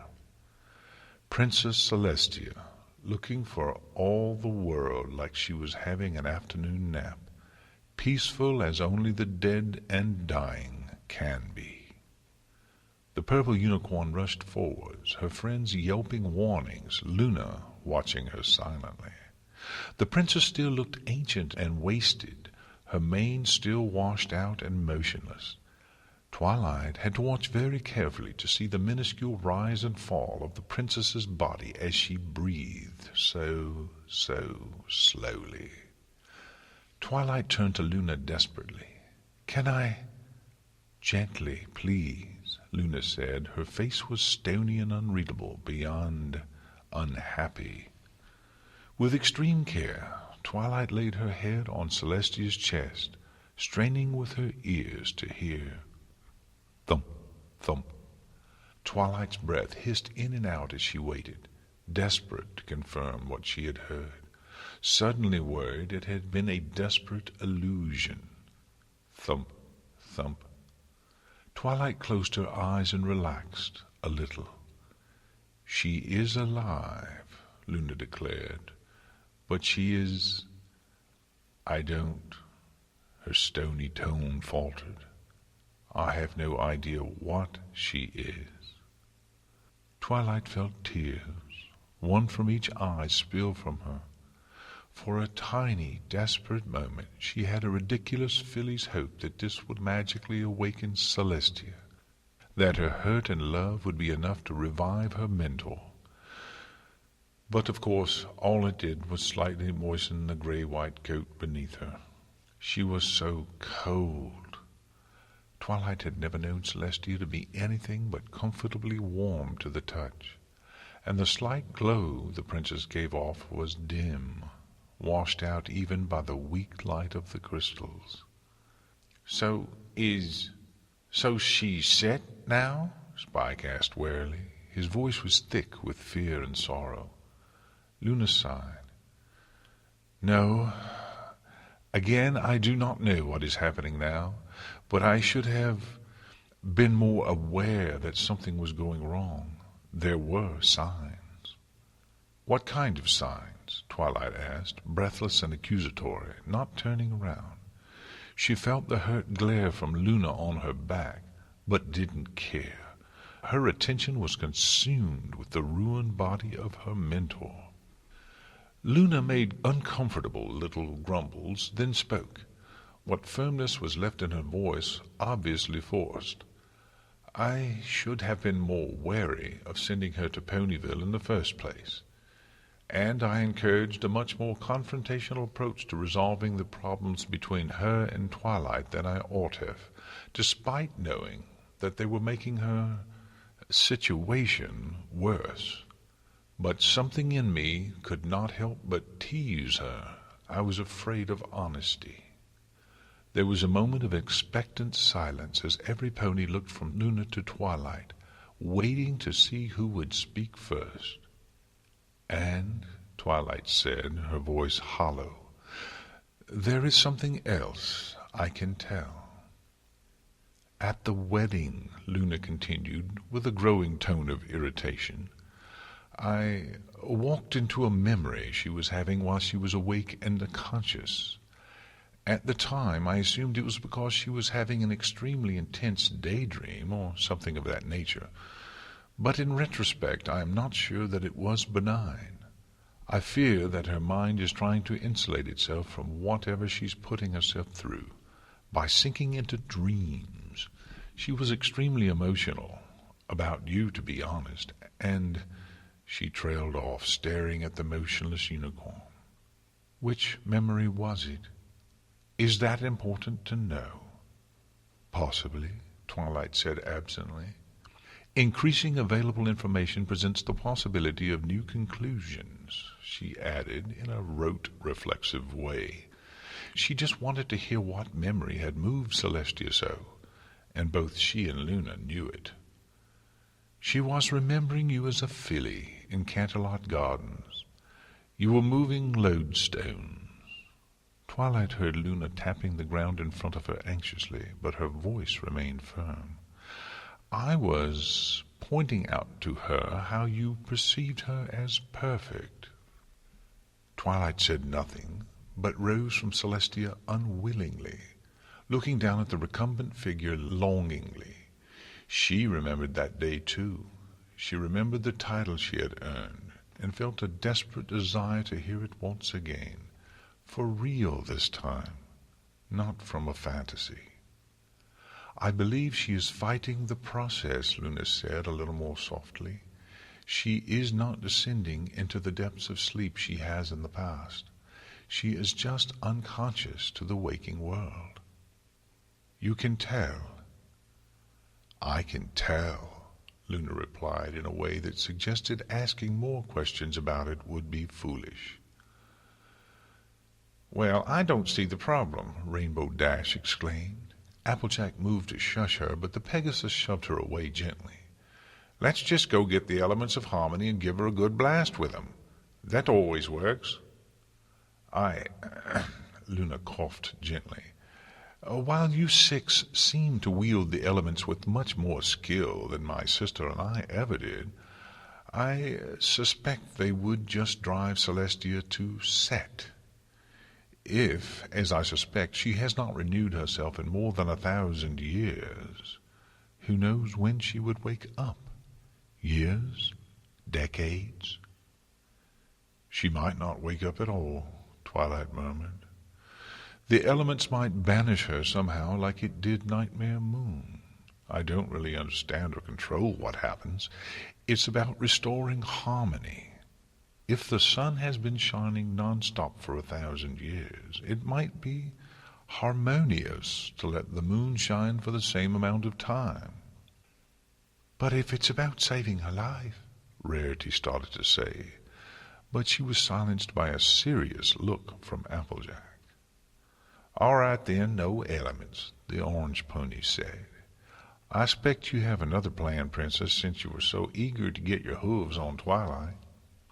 Luna fluffed her wings uncomfortably.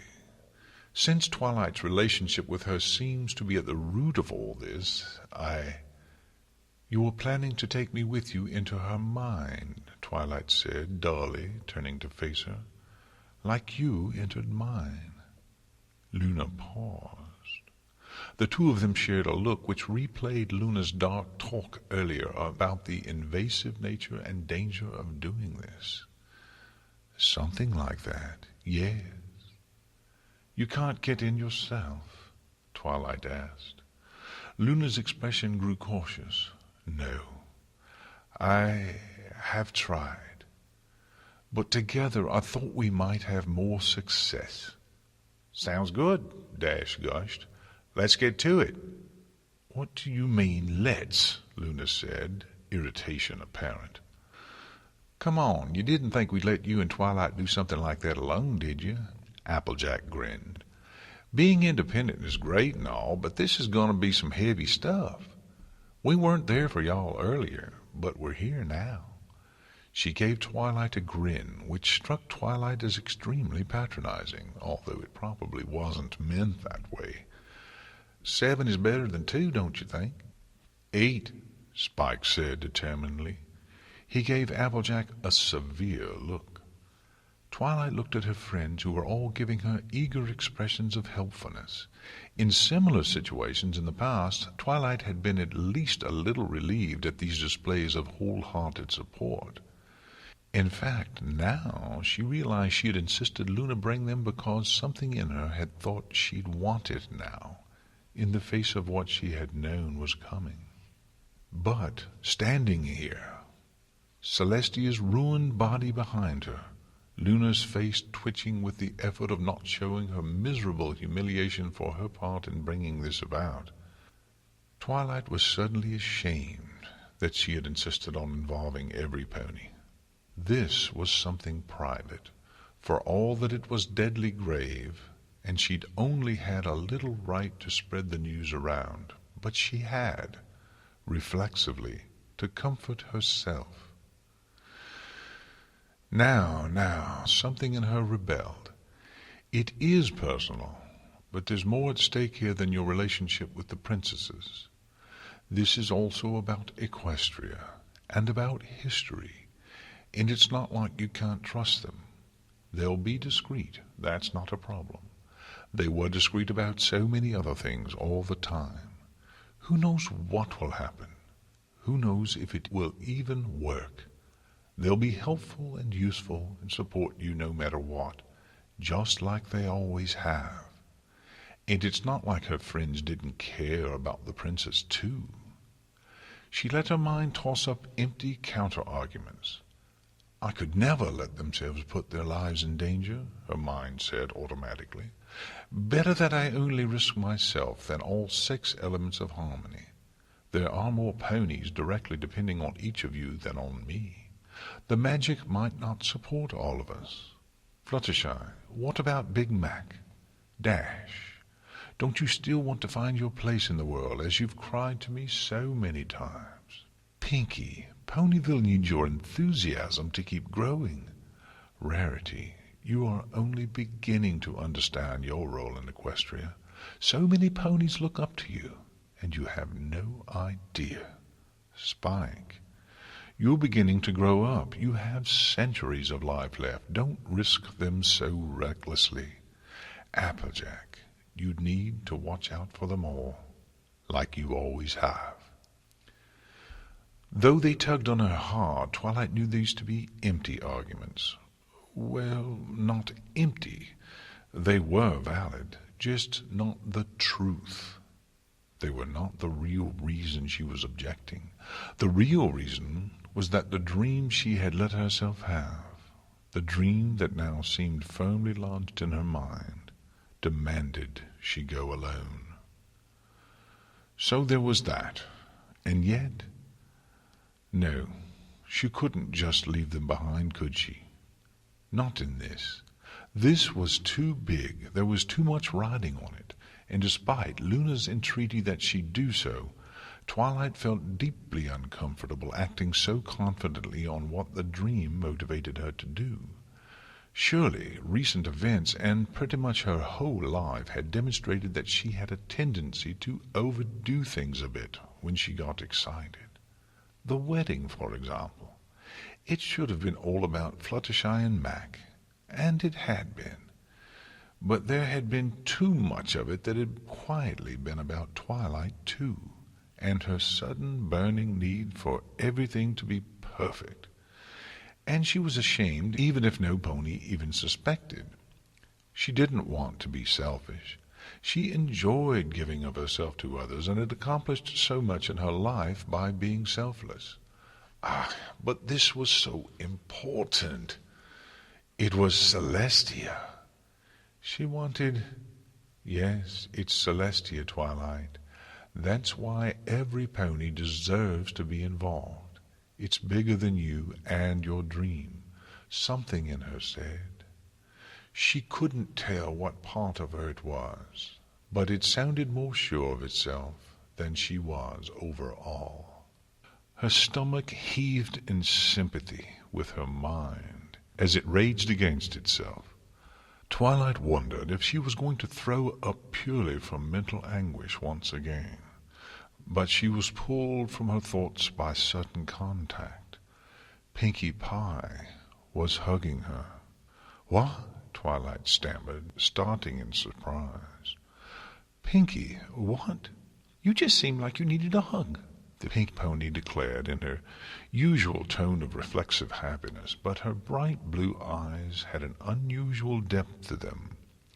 Once again Twilight reflected that there was something very intelligent in Pinkie, lurking beneath that facade of carefree enthusiasm, and that thing believed to the very core that expressing love could help any situation, no matter how grave. "Thank you, Pinkie," Twilight said weakly, giving her friend a squeeze in return. "I really did." "See? That's what I'm talking about," Applejack declared. "We're better off going together, supporting each other all the way through like we always have." Luna's face cycled through a complicated series of emotions, all of them variations on a theme of uneasy. "I suppose it is as good a plan as Twilight herself, and there is something to the idea that the elements of harmony may yet introduce stabilizing factors. There was clearly an internal war of self-justification in Luna as well, but it seemed to be doing little except upsetting her. Twilight, what is your thought on the matter? Come on, Twilight. You know we can help out, Dash said, confidence oozing off her words. Rarity nodded. This is really dangerous. You've already been hurt once, dear. Let us support you. Well, Twilight started, but she was interrupted bodily. And you never know when you're going to need another hug, Pinky declared, giving her a particularly emphatic one. Hugs help. Her friends, with the notable exception of Fluttershy, who was watching Luna with anxious concern, gave her the best expressions of whole-hearted support, or in Rainbow Dash's case, smug bravado. They were just trying to help, but Twilight felt pressed upon and uncomfortable nevertheless. They seemed to think it was just another big adventure. Well, it sort of was. But it also wasn't. It was more than that for Twilight. Not that that hadn't been the case before, though. Ah! Luna stared at her pointedly. It's up to you. Twilight turned and looked at Celestia, lying there peaceful in her doom. Behind her, the collected ponies and dragon shifted uncomfortably. The sounds, tiny and muffled, annoyed Twilight deeply, gnawing on the heels of her concentration, and yet they also tied her back to reality, and didn't let her lose herself in the chaotic sea of distress she was adrift upon. And behind all this, the dream, that beautiful, quiet dream, with the rather good tea, loomed in her mind, crying its siren song to her heart. In the pale light, looking on her fallen mentor, Twilight Sparkle made up her mind. She turned back to the group. I think, Twilight began, clearing her throat and continuing more confidently, I think we should rest. We could stay here in the tower if the guest room is still set up, and then, once we've put our heads down for a while, we'll get to work. All of us. Luna bristled, astonished. Nothing about this situation strikes you as pressing? Her eyes added. All of us? Are you certain? Is that what you want? You came all the way to Ponyville, Twilight replied evenly. That was necessary. So is this, Twilight said, staring Luna in the eye. Don't you agree, Applejack? What? Yeah, Applejack stuttered, caught between a suddenly decisive Twilight and an irritated princess. Luna turned a dark look on the orange pony, who chuckled nervously. A little shut-eye would do us a world of good, I reckon, Applejack added weakly, as Luna's eyes narrowed. 3 hours, then. Twilight returned her gaze to Celestia so no pony could see her face. Princess, do you think you could guide us all to the field, so we get better rest? Well, yes, but... Good, Twilight interrupted. She leaned forward and, letting her self-consciousness cause her to hesitate only a moment, gave the recumbent Celestia a gentle nuzzle. I'll be back soon, she whispered. Celestia gave no acknowledgment, of course, but Twilight felt better for having said it. Here's what I really don't understand, Celestia. What? What's that? You could just ask for this to stop. No. Why not? I might even cooperate. Who knows? You never cooperate. Oh, well, I can't imagine why not. You're always so inflexible about things. And so I shall remain, Celestia huffed huskily. I made my choice long ago. Do you regret it? Yes. No. Spike dozed, not quite sleeping. He didn't any more, not really. Some of the books he and Twilight had found suggested that this had something to do with a hoard-guarding behavior, and that true worm rest came only occasionally, but lasted for decades.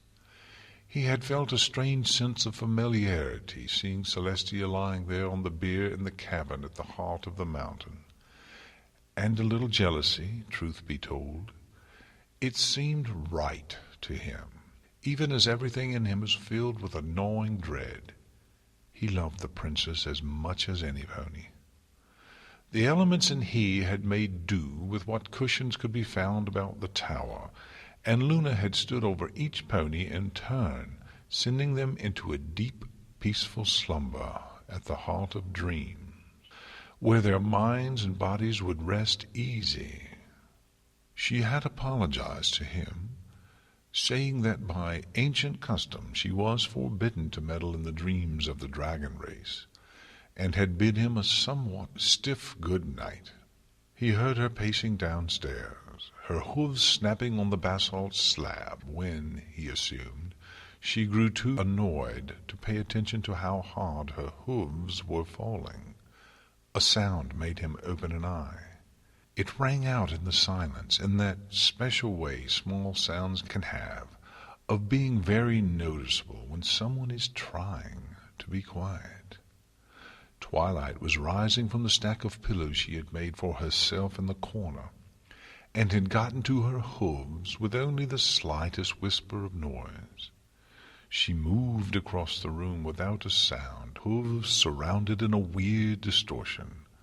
Windstrider's whispered footfalls, Spike's catalogue of magic tossed up automatically, and opened the door with a tiny click, stepping through quickly and beginning to close the door. Spike's other eye opened, and he crawled, lizard-like, across the floor with a speed and stealth his size and bulk would seem to make impossible. He grabbed the door with a clawed hand just as it was about to close, a tiny snarl of effort hissing through his teeth as he wrested the door from Twilight's control. He opened the door just enough that he could stick his head through, where a stunned Twilight looked up at him from the stairs just outside the door. The two held each other's gaze for a heartbeat, and then Twilight looked away, abashed. Spike said nothing. Twilight swallowed and looked up at him again. "You understand, don't you?" Spike held her in his gaze for a little while longer, his heart a maelstrom of mixed feelings. But in the end, Twilight's firm but sad expression pushed him over the edge. No pony else would have. They would grouse and fight and wheedle, trying to prevent Twilight from striking out on her own, warning of the dangers and insisting that she share the load. Spike, though, had been there since the beginning, and he knew better the full extent of what Twilight stood to lose and gain. He saw in Twilight the quiet determination to get to the bottom of things and, if necessary, say one last goodbye to her beloved mentor. She deserved the chance to do so on her own terms, he decided. He nodded once and pulled his head back in the door, not daring to say goodbye lest it become a prophecy. The little click of the latch sounded with guillotine finality. He lay against the door, sliding down to his haunches with the gentle hiss of scales dragging across lacquer. The book said that dragons took pride in the fact that their tear ducts closed in adolescence, boasting that this demonstrated the strength and pride of their ancient race. Spike, now and always, thought that was a load of hooey. Twilight stared at the door for a moment, even after it closed. Spike's face was growing so unreadable, but he had seemed conflicted, and she immediately felt the hot little cinder of shame burn hotter in her chest at having to test the dragon's loyalty that way. With a resigned sigh, she turned and quietly made her way downstairs. stairs, towards the sound of Luna's irritable hoof-falls. "Cleverly done, Twilight, keeping yourself awake like that," Luna said, a little coldly, as Twilight rounded the last flight of stairs. "I might have appreciated some notice, though. I've spoken to the guard, Captain. He'll make absolutely certain we're undisturbed when your friends awake in the morning." "I'm sorry, Princess," Twilight said quietly. "Oh, for what, pray tell?" No friendly statement ends in pray tell. "For putting you through that, having every pony hear about what's happened." Luna grimaced, but shook her head. Her voice was not quite so bitter now, just hurt. "Well, you know how it is with confessions. You do feel better for having said them once they're out, whether good or ill comes from it," she sighed. Again, Twilight got the sense that there was something Luna wasn't saying still, but didn't press the point. "Shall we?" she asked, gesturing to the magnificent stone. Once again they carefully unsealed the passage downwards, and wordlessly began the descent. The passage remained dark this time around, as it had when the party had returned to the surface. The trip seemed to take far less time the second and third time around. Twilight wondered how much the story had to do with that, if the memory of this place kept them moving through the story to its completion. That whole situation puzzled her. It seemed to remember a lot of very recent things, as well as ancient history. Something to ask when this was all over, perhaps. "What made you decide to leave them behind, Twilight?" Luna asked, suddenly. Twilight paused. The sudden absence of sound made Luna stop as well, turning to look up at the unicorn, eyebrow raised. Twilight began. "I realized that they think this was just another adventure. Save the princess again. But it's not. And I can't explain to them why not, because I'm not sure I understand why myself." Luna shook her head. "I think you do." She turned and continued the descent, Twilight following. They continued in silence for a while, and then Twilight spoke. "This is about us, the three of us. Not any pony else." "Yes." "I felt like if I brought my friends, it would be the elements of harmony and the princess again," the unicorn continued. "And if I want to make what I saw in the dream come true, it has to be Twilight Sparkle and Celestia speaking to one another." Twilight blushed into the dark. "I'm being completely irrational." "Rationality may not be a useful guide for behavior in this," Luna remarked idly. "To be perfectly honest, I'm not entirely sure this will work regardless. But I'm almost certain it wouldn't have worked if I had tried to put all of you in her mind at once." "Really?" "Oh, almost certainly. Maybe with the elements, but why risk that? It's her mind, Twilight. It'll be very defensive about who's inside with her. I never could have done what I did with you if you didn't trust me a great deal, even in your agony. With her, it's worse. Her mind is adrift, lost in itself. She's not really in control of things anymore." "What happened when you tried?" Twilight trailed off as Luna stiffened and drew to a halt. The unicorn drew up alongside the princess and waited for her to speak. "I couldn't get very far." "She doesn't want me in her mind," Luna said, her voice brittle. "I appear as Nightmare Moon. Appearances in the mind are very powerful. I forced myself to endure this 3 times, and I nearly lost myself the last time. I suspect that this is part of why I was so violently angry when I came to Ponyville. Luna looked terrified, eyes wide, body trembling. Twilight nudged her sympathetically, and Luna returned the affectionate gesture, breathing deeply. Let that be the first of many warnings to you about how dangerous this is, Twilight. Twilight's stomach flipped. If Celestia's mind could do that to Luna, force her to relive her worst and most humiliating memories. Having second thoughts, Luna chuckled darkly. Twilight sighed. Fifth or sixth by now, I think, and yet you still put one hoof before the other. That is the measure of bravery, Twilight, Luna said, stepping forward again with exaggerated ceremony. It is my hope, however, that you will have more luck accessing Celestia's mind than I. What do you mean? I mean, I barely know anything about dreams, much less magic to do with dreams.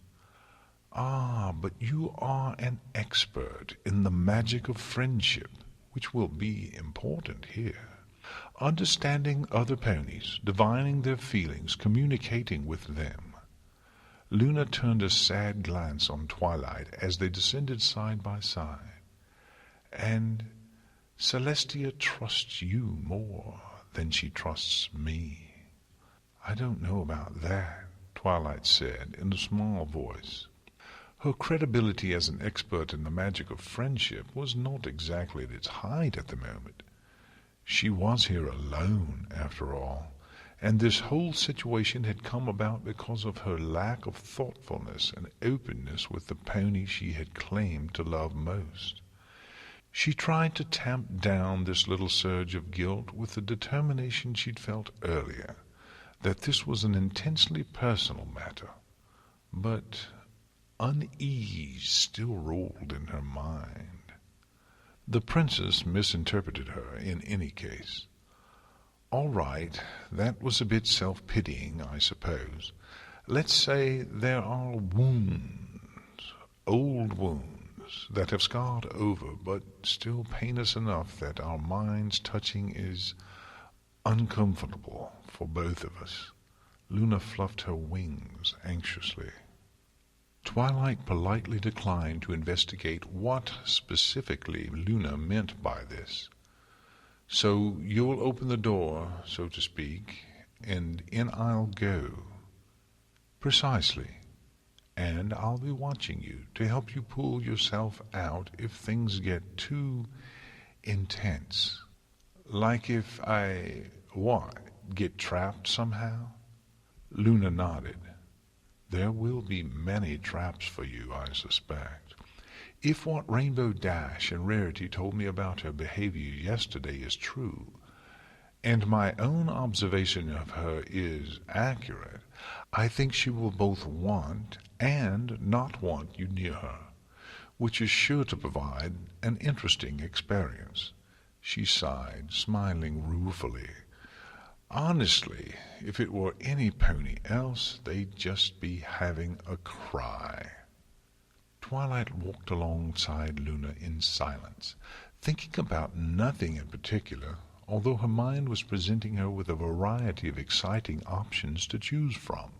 Betraying her friend's trust, risking the fate of Equestria for her own selfish need to have some closure with Celestia.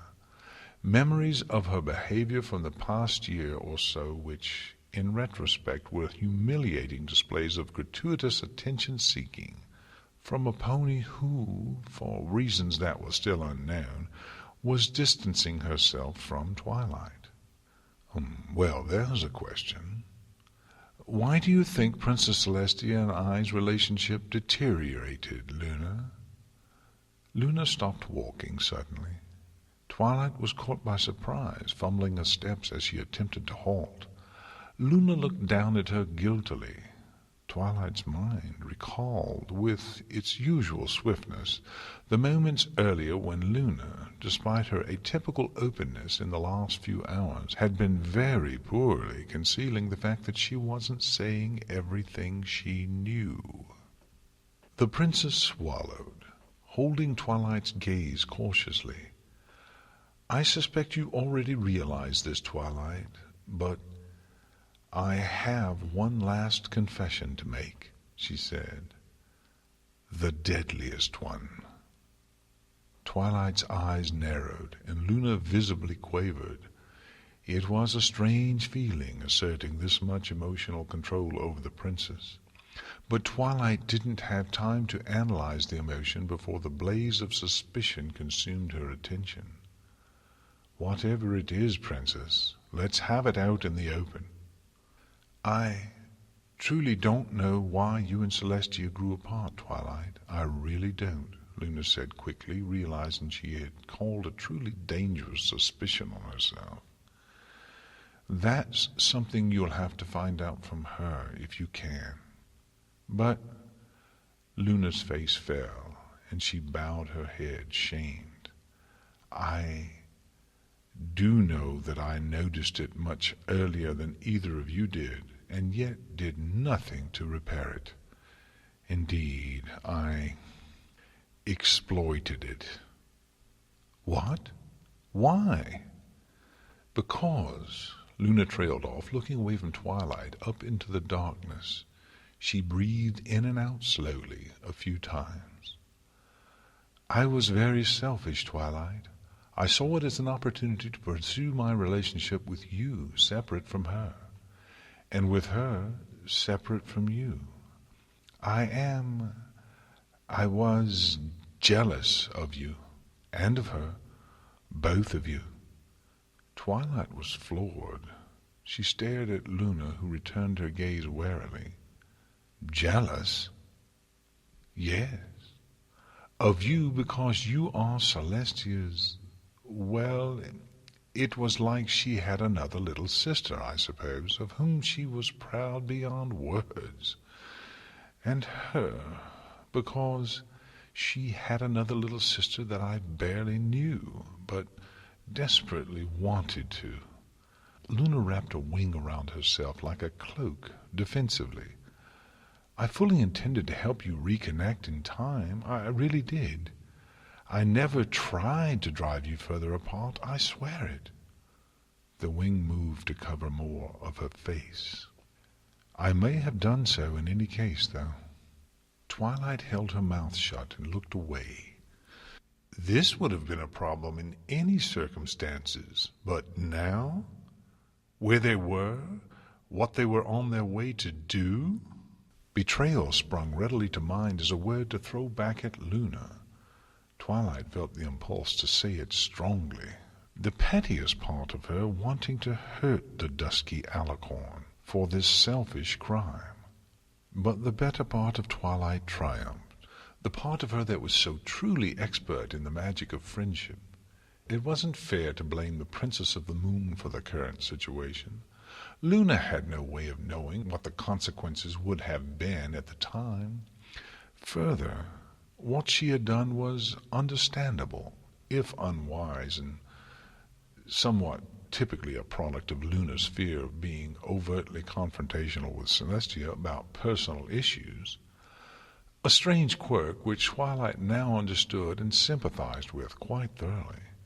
Luna knew now that she had made a grievous error. Her attitude was certainly genuinely penitent.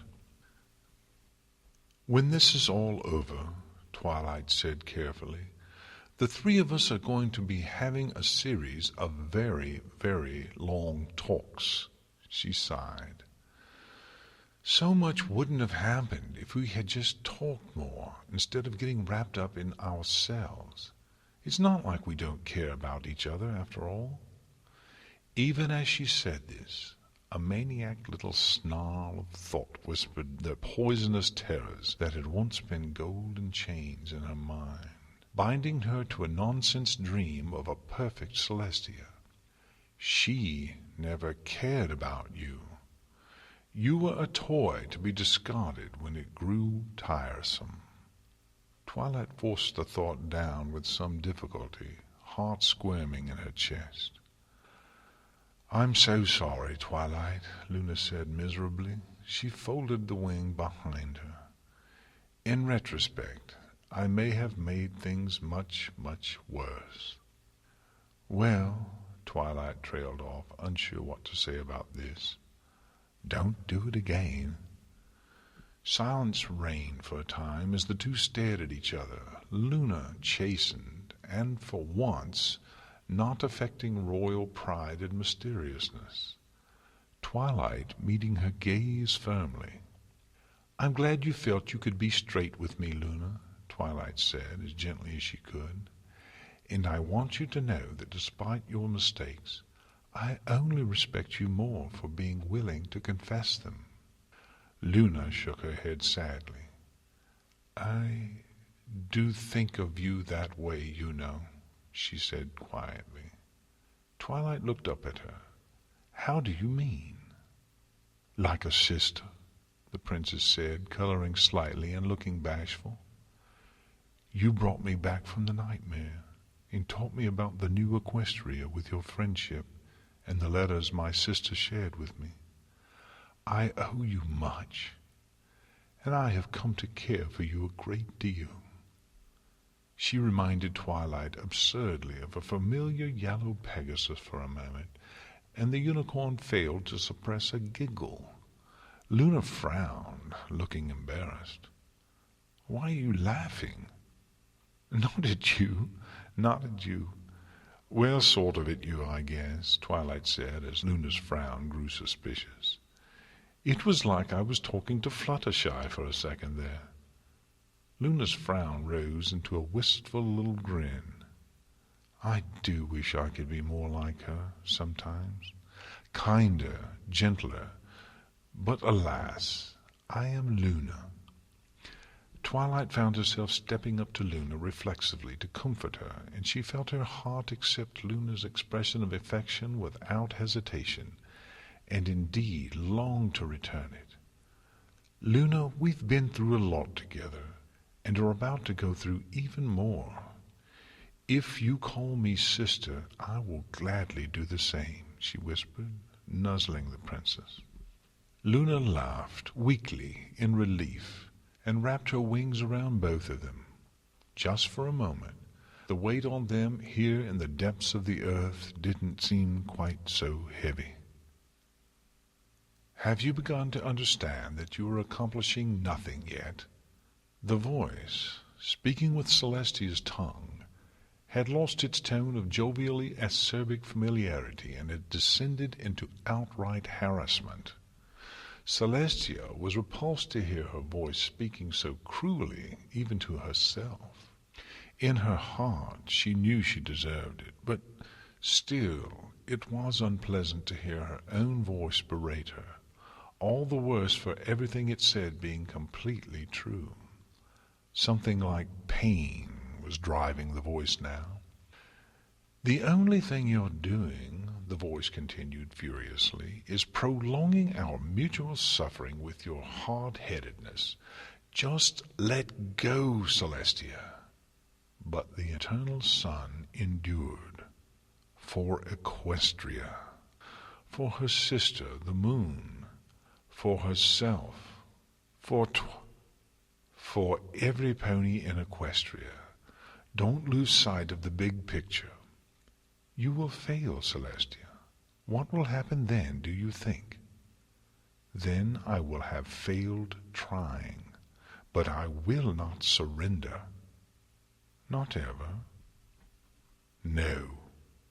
Do you know, the voice said, suddenly soft and a little sad, that may be the great tragedy at the heart of all this. You could have been so happy if you had. Twilight and Luna sat side by side looking down on the sleeping Celestia.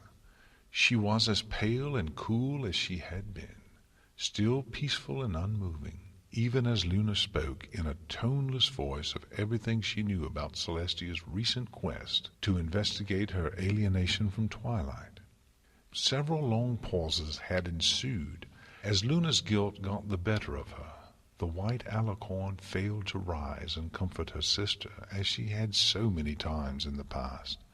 Instead, the duty fell on a purple unicorn who shouldered it as willingly as Celestia ever had.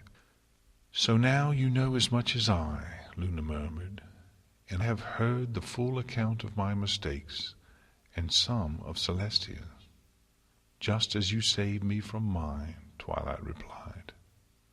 She leaned over slightly and rested her head on Luna. "When you brought me back from the nightmare, Celestia told me your name, and I laughed. She asked me why I found it funny, so I said, 'Of course it is twilight that brings the sun and moon together again.'" Luna looked down on Twilight seriously. "As your princess, your friend, and—" She trailed off. "A sister?" Luna blushed. "If you don't think that's strange." A little piece of historical doggerel flashed in the unicorn's mind. "In calling me unto thee by this name, you honor me, my beloved Lady Moon," Twilight recited, savoring Luna's delight at being addressed with the ancient oath. "It has been a long time since any pony pledged themselves to my service in that way." Luna beamed down at her. "As all of those things, and above all, as a pony who has lost her sister and desperately wants her back, I ask you to risk everything to bring my sister and I together once again.